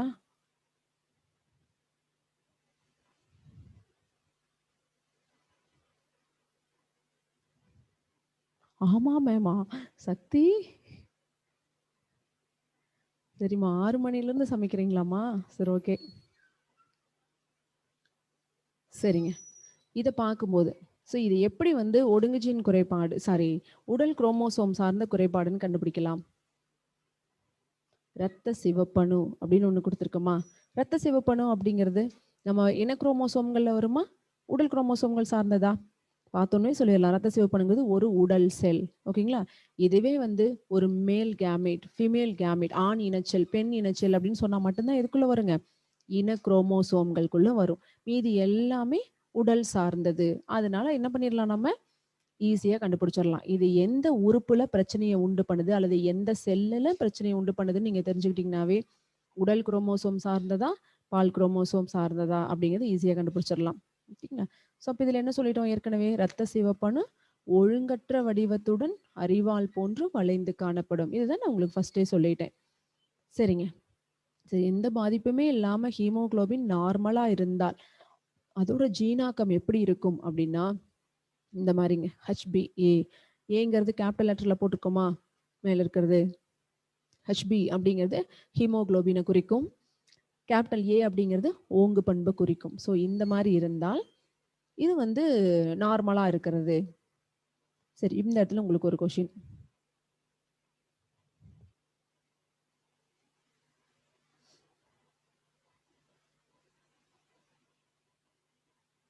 ஸோ இப்படி இருந்தால் இது நார்மல் ஹீமோகுளோபின்ங்க. இந்த மாதிரி இருந்தா இது நார்மலா இல்லையா? உங்களுக்கு HbA அப்படின்னு வந்துருச்சுன்னா நார்மல் ஹீமோகுளோபின்னு சொல்லிட்டோம். HbA, HbS இது வந்து ஸ்மால் எஸ், இது ஒடுங்கு பண்பு குறிக்கக்கூடியது. சிக்கிள் அப்படின்னு சொல்றோம் இல்லைங்களா, சிக்கிள் செல் அனிமியான்னு சொல்றோம் இல்லைங்களா, இந்த இடத்துல வந்து ஸ்மால் ஏ போட மாட்டோம், ஸ்மால் எஸ் போடுவோம். அப்ப இது இயல்பான இரத்த சிவப்பணுவா இருக்குமா அல்லது குறைபாடுடையதா இருக்குமா? கமான், டக்குன்னு ஆன்சர் டைப் பண்ணுங்க. சதீஷ்குமார், கஸ்தூரி, நோன் போட்டிருக்கீங்க. நோனா நார்மலா இருக்காது, குறைபாடா இருக்கும். பிரியதர்சினி, குறைபாடு. சத்யா நார்மல்னு போட்டிருக்கீங்க. ஓகே. ஸோ ஒரு சிலர் இதில் குறைபாடுன்னு போடுறீங்க. ஒரு விக்னேஷ் இவங்களா மட்டும் கொஞ்சம் நார்மல்னு போட்டிருக்கீங்க. சூப்பர்ப்பா. ஓகே. இதை பார்க்கும்போதே உங்களுக்கு டக்குன்னு என்ன ஞாபகம் வரணும்? இப்படி இருந்தா 2 ஓங்கு பண்பு சேர்ந்திருந்தாலும் இது நெட்டையா இருக்கும். ஒரு ஓங்கு பண்பும் ஒரு ஒடுங்கு பண்பு சேர்ந்திருந்தாலும் இது எப்படியா இருக்கும்? நெட்டையா தான் இருக்கும் அப்படின்னு ஒன்று நடத்திருக்கோமா ஏபி கிளாஸ்க்கு. ஓகேங்களா? ஸோ அப்போ ஒரு ஓங்கு பண்பும் ஒரு ஒடுங்கு பண்பும் சேர்ந்திருந்தாலும் அது நார்மலாக தான் இருக்கும். என்ன காரணங்க? அந்த இடத்துல ஒடுங்கு பண்பு ஓங்கு பண்பால மறைக்கப்பட்டுடும். ஸோ அப்போ இது நார்மலான ஹீமோகுளோபினாக தான் இருக்கும். ரெண்டுமே ஓங்கு பண்பா வந்துருச்சுன்னா தான் என்ன ஆகும்? அது குறைபாடு உடையதாக மாறி போகும். இப்போ பாருங்க, இயல்பான ஹீமோகுளோபின்னா ஹெச்பிஏ ஹெச்பிஏன்னு சொல்லலாம், அல்லது ஹெச்பிஏ ஹெச்பிஎஸ் அப்படின்னு சொல்லலாம். பாதிக்கப்பட்ட ஹீமோகுளோபினின் மரபணுவாக்கம் அப்படின்னா ஹெச்பிஎஸ் ரெண்டுமே என்ன ஆயிருதுங்க? ஒடுங்கு ஜீனா உள்ள வந்துருது. அப்போ ஆட்டோமேட்டிக்கா இதுதான் குறைபாடுடைய ஜீன் அப்படின்னு அர்த்தம். ஓகேங்களா? சரிங்க. ஸோ இதனால என்ன மாதிரி ப்ராப்ளம் வரும்? ரத்த குழாய்க்குள்ள ரத்தம் உறைதல் நடக்கலாம் அப்படின்னு சொல்றோம். ரத்தம் உறைதல் நடக்கலாம்னா இதுக்கும் ரத்தம் உறைதலுக்கும் என்னங்க சம்பந்தம் அப்படின்னு சொல்லுவீங்க? இப்போ நார்மலா இருக்கக்கூடிய ஒரு ஆர்பிசி ரத்த குழாயில பாய்ந்து போறதுக்கும், ஒரு அரிவாள் மாதிரி வளைஞ்சிருக்கிற ஒரு ரத்த சிவப்பணு உள்ள ரத்த ஓட்டத்துல போறதுக்கும் வித்தியாசம் இருக்கு இல்லைங்களா? ஸோ அங்க ஸ்ட்ரக் ஆகி நின்னுக்கும். ஸோ அதனால ரத்தம் கட்டி கட்டியே என்ன ஆகுங்க? உள்ளேயும் உறைய ஆரம்பிக்கும். ஸோ அதுதான். ஸோ இதோட அறிகுறிகள் என்னென்ன இருக்கும்? இதயம், சிறுநீரகம், மூளை மற்றும் மண்ணீரல் பாதிப்பு. இது ரொம்ப கஷ்டப்பட்டு மனப்பாடம் பண்ண வேண்டிய விஷயமே கிடையாது. இதயம் முழுக்க முழுக்க ரத்த சுற்றோட்டத்தில் பங்கெடுத்துக்கக்கூடியது. அப்போ ஆர்பிசியில் பிரச்சனை வந்தால் இதய தசையை பாதிக்கும். அதே மாதிரி சிறுநீரகம் ரத்தத்தை வந்து ஃபில்டர் பண்ணக்கூடியது.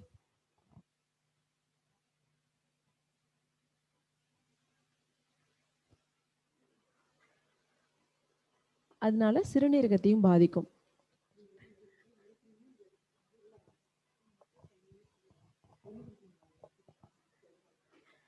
அடுத்து மூளையும் வந்து ரத்த செல்கள் வந்து சரியா போகலை அப்படின்னா மூளையில பக்கவாத நோயெல்லாம் வரும்னு சொல்லியிருக்கோம் இல்லைங்களா? ஸோ அங்கேயும் பிரச்சனை வரும். மண்ணீரல் எதனால பிரச்சனை வரும்னு பார்த்தோன்னு தெரிஞ்சிருப்பீங்க. இதுதான் வந்து ஆர்பிசியோட கல்லறைன்னு சொல்லுவோம். அப்போ பாதிக்கப்பட்ட ஆர்பிசி இதை அழிக்க முடியாம மண்ணீரல் வீங்க ஆரம்பிக்கும். ஓகேங்களா? இதுதான் இதோட அறிகுறிகள். நீங்க செல்கள் ரத்தம் சம்பந்தமா எந்த குறைபாடு வந்தாலும் இந்த 4 உறுப்புகள் கண்டிப்பா பாதிக்கப்படும். அறிகுறிகள்ல நீங்க டவுட்டே வராம படிச்சுக்கலாம். ரத்தம் சம்பந்தமான பிரச்சனை எந்தெந்த உறுப்புகள்லாம் அப்படியே பிரதிபலிக்கும் அப்படின்னா இதயம், சிறுநீரகம், மூளை, மண்ணீரல். நிச்சயமா இந்த 4 உறுப்புகளும் பாதிக்கப்படும். ஓகேங்களா? சரிங்க. மரபியல் நோய்கள்ல இன்னைக்கு சிக்கிள் செல் அனிமியாவோட இன்னைக்கு கம்ப்ளீட் பண்ணிக்கலாம். இதோட கிளாஸ் முடிச்சுக்கலாம். மறுபடியும் அடுத்த கிளாஸ்ல பார்ப்போம். இதை அப்படியே கன்டினியூ பண்ணிக்கலாம். இனிமே அப்படியே வரப்போகிற கிளாஸ்ல கொஞ்சம் இதை தவிர வேற டாபிக் பேலன்ஸ் இருக்கிற கிளாஸஸ்க்கெல்லாம் நம்ம ஸ்பெஷல் கிளாஸ் போட்டு நம்ம இனிமேல் எடுத்து விட்டுருவோங்க, இன்க்ளூடிங் எஃப் கிளாஸ் இது எல்லாமே. ஸோ இதே மாதிரி ரெகுலராக ஆன்லைன் கிளாஸும் உங்களுக்கு போயிட்டு இருக்கும். ஓகேங்களா? சரிங்க. உங்களுக்கு ஏதாவது டவுட் இருந்தால் இப்போ நீங்கள் கேட்கலாம். சந்திரா சொல்லுங்கம்மா. Hello ma'am. சொல்லுங்க. குட் ஈவினிங்ப்பா. சொல்லுங்க மேம். F batch ma'am. உணவூட்டம் டாபிக்ல வந்து தாது உப்புகளும் இன்னும் விட்டமின்ஸும் எடுக்காம இருக்குங்க. கொஞ்சம் கவர் பண்ணலைங்க மேம். படிச்சிட்டோங்க மேம். இருந்தாலும் நீங்க சொல்லும்போது எக்ஸ்ட்ரா பாயிண்ட் சொல்லும்போது கொஞ்சம் யூஸ்ஃபுல்லா இருக்குங்க மேம். ஓகேப்பா. எஃப் கிளாஸ் தானேப்பா? ஆமாங்க மேம். இல்ல எஃப் கிளாஸுக்கு இப்போ ஆன்லைன்ல போற கிளாஸ் வந்து எல்லா கிளாஸ்க்கும் காமனா இருக்கிற கிளாஸ் நான் ஆன்லைன்ல எடுத்துருவேன்ப்பா. உங்களுக்கு வந்து தனியா ஸ்பெஷல் கிளாஸ் போட்டுருவேன். ஓகேங்களா? 4 ஹவர் ஃபுல்லா ரெகுலர் கிளாஸ்ல எடுக்கிற மாதிரி. ஓகேங்க மேம். நம்ம கம்ப்ளீட் பண்ணிக்கலாம். ஓகேப்பா. ஓகே. Thank you ma'am. ஓகேம்மா.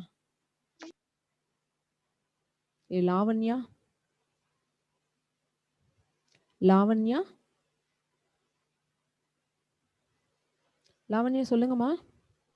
Good evening ma'am. குட் ஈவினிங்ப்பா. மேம், இந்த பூஞ்சைனால வர்றதுதான் டேண்ட்ரஃப்னு சொன்னீங்க இல்லைங்க மேம், அது ஸ்ட்ரெஸ் ப்ரெஷர்னால வருதுன்னு சொல்றேன். ஆமா, இந்த क्वेश्चन கேட்டிருந்தீங்கல்ல? ஆமாங்க. ஓகே. ஸ்ட்ரெஸ் ப்ரெஷர்னால வந்து டேண்ட்ரஃப் வருமா அப்படின்னா தனித்தனியா ஸ்ட்ரெஸ் ப்ரெஷர் மட்டுமே உண்டு பண்ண முடியாது. நீங்க ஸ்ட்ரெஸ் ப்ரெஷர் இதெல்லாம் உள்ள இருந்துச்சுன்னா எல்லா நோய் கிருமிக்கும் நம்ம உடம்புக்கு இருக்கிற கதவை ஓப்பன் பண்ணி விட்டுருக்குறோம்னு அர்த்தம். ஓகேங்களா? பொடுகு மட்டும் கிடையாது, உடம்புல ஹீமோகுளோபின் குறைஞ்சு போறதுல இருந்து நம்மளோட மூளையில இருக்கிற நரம்பு செல்கள் பாதிக்கப்படுறதுல இருந்து ரத்த குழாய் சுருங்கி போறது, இவ்வளவு பிரச்சனையும் ஸ்ட்ரெஸ்னாலையும் பிரஷர்னாலையும் வரும். ஓகேங்களா? Okay ma'am. அதிகமா ஸ்ட்ரெஸ் ஆகுறோம்னா வெளியில ரோட்ல நடந்து போய் இருக்கிற ஒரு நோய் கிருமி நாமளா வாலண்டரியா உள்ள பெல் வச்சு அடிச்சு கூப்பிடுறோம்னு அர்த்தம். ஓகேங்களா? சோ எல்லா டிசீஸ்க்குமே இது ஒரு காரணம். சரிங்க. Okay, okay. மேம் சுகர் வந்து பரவும் தன்மையற்ற நோய்ன்னு சொல்றோம்லைங்க ம், மேம். ம். ஆனா ஜெனரேஷன் டு ஜெனரேஷன் பரவும் அது மாரி இருக்குமாங்க? ஓகே. மரபியல் நோய் ஒருத்தர்கிட்ட இருந்து இன்னொருத்தருக்கு பரவுமா? மேம் பரவும் ஃபர்ஸ்ட் பரவுங்க. கொஸ்டின் குடுத்திருந்தேன் இல்லைங்களா? பரவாதுங்க. ஒருத்தர்கிட்ட இருந்து இன்னொருத்தருக்கு அது பரவாது. பட் ஜெனரேஷன்ல ஒருவேளை ஒரு ஒரு குழந்தை பிறக்கிறதுக்கு முன்னாடியே உங்க ஃபாதருக்கோ, மதருக்கோ சுகர் ப்ராப்ளம் இருந்ததுன்னா, சோ அவங்க உடம்புல இருக்கிற ஜீன் மூலமா அந்த குழந்தைக்கு அது வர்றதுக்கு வாய்ப்பு இருக்கு. ஓகேப்பா? ஓகேங்க ma'am. Okay. Thank you ma'am. Vennila சொல்லுங்கம்மா. வெண்ணிலா? வெண்ணிலா கேக்குதாப்பா? மகேஸ்வரி மேம் சொல்லுங்கம்மா. Good evening ma'am. குட் ஈவினிங்ப்பா. மேம் ஸ்ட்ரெஸ்னால அல்சர் அந்த மாதிரி தலைவலி அந்த மாதிரி வருமா? நீங்க என்ன டாக்டரா நினைச்சுக்கிட்டு என்ன கொஸ்டின் கேட்டுட்டு இருக்கீங்கன்னு இல்லைங்க நினைக்கிறேன். மேம், டாக்டர்னு இல்ல, பேசிக் கேட்டேங்க மேம். ஓகே, ஓகேப்பா. ஓகே. ஒண்ணும் இல்ல. ஸ்ட்ரெஸ்னால உங்களுக்கு தலைவலி. நான் தான் ஏற்கனவே சொல்லிட்டேன் இல்லையா? ஸ்ட்ரெஸ் அப்படிங்கிறது நம்ம உடம்புக்குள்ள எல்லா உறுப்பையுமே அஃபெக்ட் பண்ணக்கூடியது. ஏன்னா உடம்புல இருக்கிற ரத்த குழாய் வந்து அளவுல சின்னதா சுருங்க ஆரம்பிக்கும் ஸ்ட்ரெஸ் அதிகமானா. அப்ப ரத்தம் அப்படிங்கிறது உடம்போட எல்லா உறுப்போடையும் கனெக்ட் ஆகுது இல்லைங்களா? அப்ப அதனால ஸ்ட்ரெஸ்னால எல்லா உறுப்புகள்லயும் பிரச்சனை வரலாம். Okay ma'am. ஓகே, ஓகேப்பா. Thank you ma'am. ஓகே. வெண்ணிலா சொல்லுங்கம்மா. மேம் சிறுநீரக கற்கள் உள்ள பொருட்கள் சொன்னீங்கல்ல, ஆமாப்பா. அது கால்சியம் ஆக்சலேட்டு சிஸ்டின், இன்னொரு மூணாவதா ஒண்ணு சொன்னீங்கல்ல, அது என்ன மேம்? Urea, urea. யூரியா. ஆ. மேம் அந்த ஃபர்ஸ்ட் ஒரு 10 கொஸ்டின் கொடுத்தீங்களே மேம், ஆமாப்பா. 15 கொஸ்டின், ஆ. அதை இன்னொரு டைம் அப்படி காட்டுறீங்களா மேம்? அதுல ஒரு ஃபர்ஸ்ட் ஒரு 2 கொஸ்டின் நோட் பண்ணலாம் மேம். ஓகே, ஓகேப்பா. நான் இப்ப டிஸ்ப்ளேல அத வைக்கிறேன். Okay, okay, thank you ma'am. Okay. Prakash Prakash சொல்லுங்க. மேம் சொல்லுங்கப்பா கேக்குது. மேம் போலியோ இருக்குல்ல மேம், ஆமாப்பா. அதோட தடுப்பூசி தானே மேம் பிசிஜி? பிசிஜியா? ஆமா மேம். பிசிஜிங்கிறது டிபி காச நோயோட தடுப்பூசிப்பா, போலியோவோட தடுப்பூசி இல்ல. சரி மேம். Okay ma'am. ஓகே, ஓகேப்பா.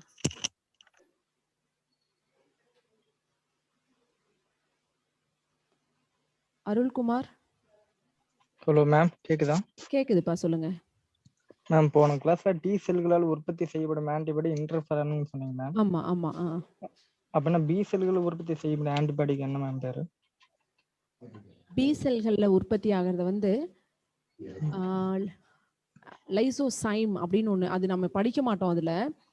ஏன்னா பி செல்கள் வந்து லைசோசைம் அப்படிங்கிற ஒரு பொருளை மட்டும் இல்லப்பா, ஆன்டி பாக்டீரியாவா அது வந்து மேக்ரோபேஜ் அப்படிங்கிற ஒரு செல் வகையா மாறக்கூடியது. அது நிறைய ஆன்டி பாக்டீரியாவை அது உற்பத்தி பண்ணும். அதனால குறிப்பிட்டு ஒரு புரத வகையை அதுல சொல்ல முடியாது. நாம குறிப்பா சொல்லணும் அப்படின்னா லைசோசைம். நம்ம லைசோசோம் அப்படின்னு ஒண்ணு சொல்றோம் இல்லைங்களா, அதை வந்து சைம் அப்படின்னு சொல்லுவோம். லைசோசைம். Okay ma'am. ஓகே, ஓகேப்பா. Okay, thank you ma'am. ஓகேப்பா. அம்பிகா அம்பிகா சொல்லுங்கம்மா. Good evening ma'am. குட் ஈவினிங்ப்பா. மேம் இந்த மூளை காய்ச்சல் சொன்னீங்கல்ல மேம், அது வந்து குழந்தைகளை தாக்குன்றீங்க, சுய நினைவின்மைன்னு சொல்லிருக்கீங்க. அதுக்கு வந்து எந்த ட்ரீட்மெண்ட்டுமே எடுக்க முடியாதுங்களா மேம்? எடுக்கலாம்ப்பா. ஆரம்ப நிலையில கண்டுபிடிச்சிட்டா ட்ரீட்மெண்ட் இருக்கு அதுக்கு. அது ரொம்ப குழந்தைங்க வந்து ஃபீவர்னால அன்கான்சியஸ் லெவலுக்கு போய் கோமா ஸ்டேஜுக்கு போயிட்டாங்கன்னா, ஸோ அதுக்கு மேல அவங்களுக்கு ட்ரீட்மெண்ட் எடுக்க முடியாது. இதுக்கு வந்து ஃபீவர் என்ன டெம்பரேச்சர் இருக்கும் மேம்? ஸோ ஃபீவர் வந்து உங்களுக்கு நார்மலான வைரல் ஃபீவர் அப்படின்னாவே எபவ் 100 டிகிரி அப்படின்னு சொல்லியிருக்கோம் இல்லைங்களா? ஆமாங்க. ஸோ எபவ் 100 டிகிரி தான் இருக்கும். ஸோ கூட வந்து அவங்களுக்கு ரொம்ப சிவியரான ஹெட்டேக் இருக்கும்னு சொல்லியிருப்போம். தலைவலி வந்து ரொம்ப அதிகமா இருக்கும் பிரெயின் ஃபீவர் அப்படின்னா. தலை தொட்டு பார்த்தாவே ரொம்ப சூடா, அந்த டெம்பரேச்சர் வந்து ரொம்ப ஹை டெம்பரேச்சரா இருக்கும் தலையில. Thanks ma'am. ஓகே, ஓகேப்பா.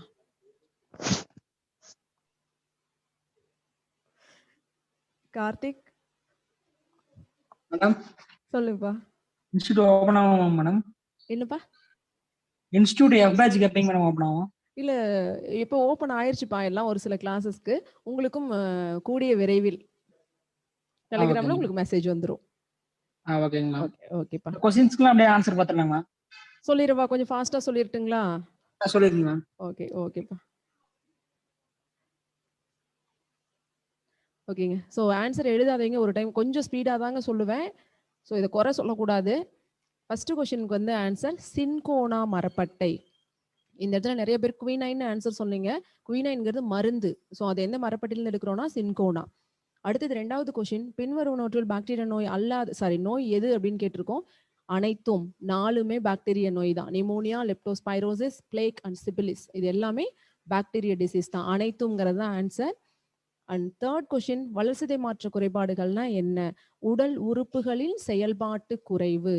வளர்சிதை மாற்ற குறைபாடுகள்னா உடல் உறுப்புகளில் செயல்பாட்டு குறைவு. Malfunction of body organs.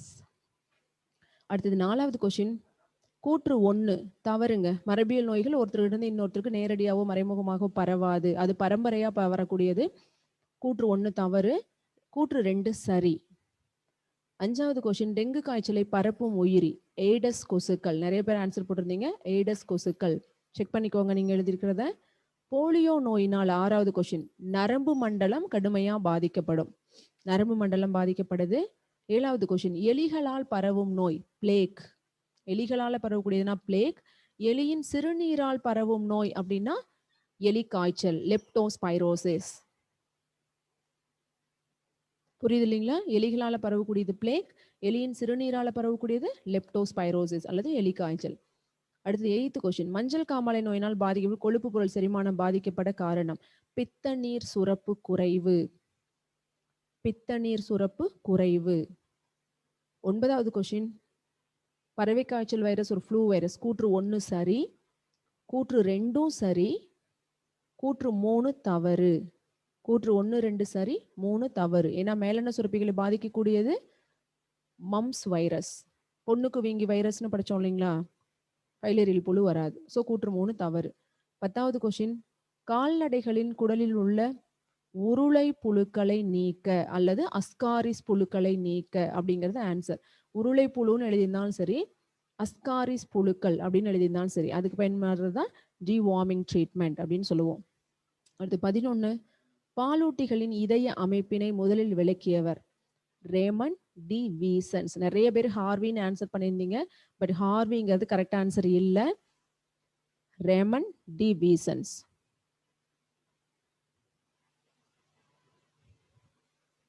மூணு பேர் இல்லைங்க, நீளமா எழுத முடியாம கட் பண்ணி எழுதுறேன். ஒருத்தர் பேர் தான் ரேமண்ட் டி வீசன்ஸ்.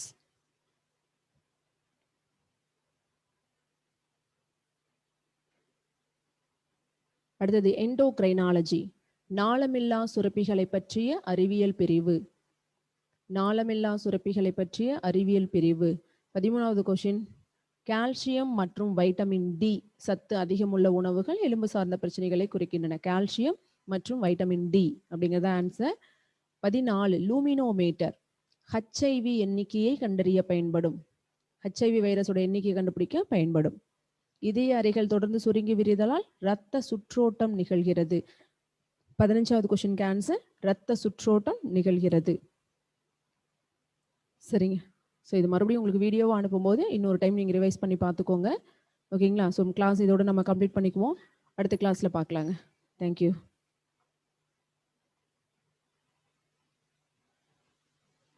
வீடியோ போடுவாங்க. ஸோ கிளாஸ் இதோட கம்ப்ளீட் ஆகுது. தேங்க்யூ.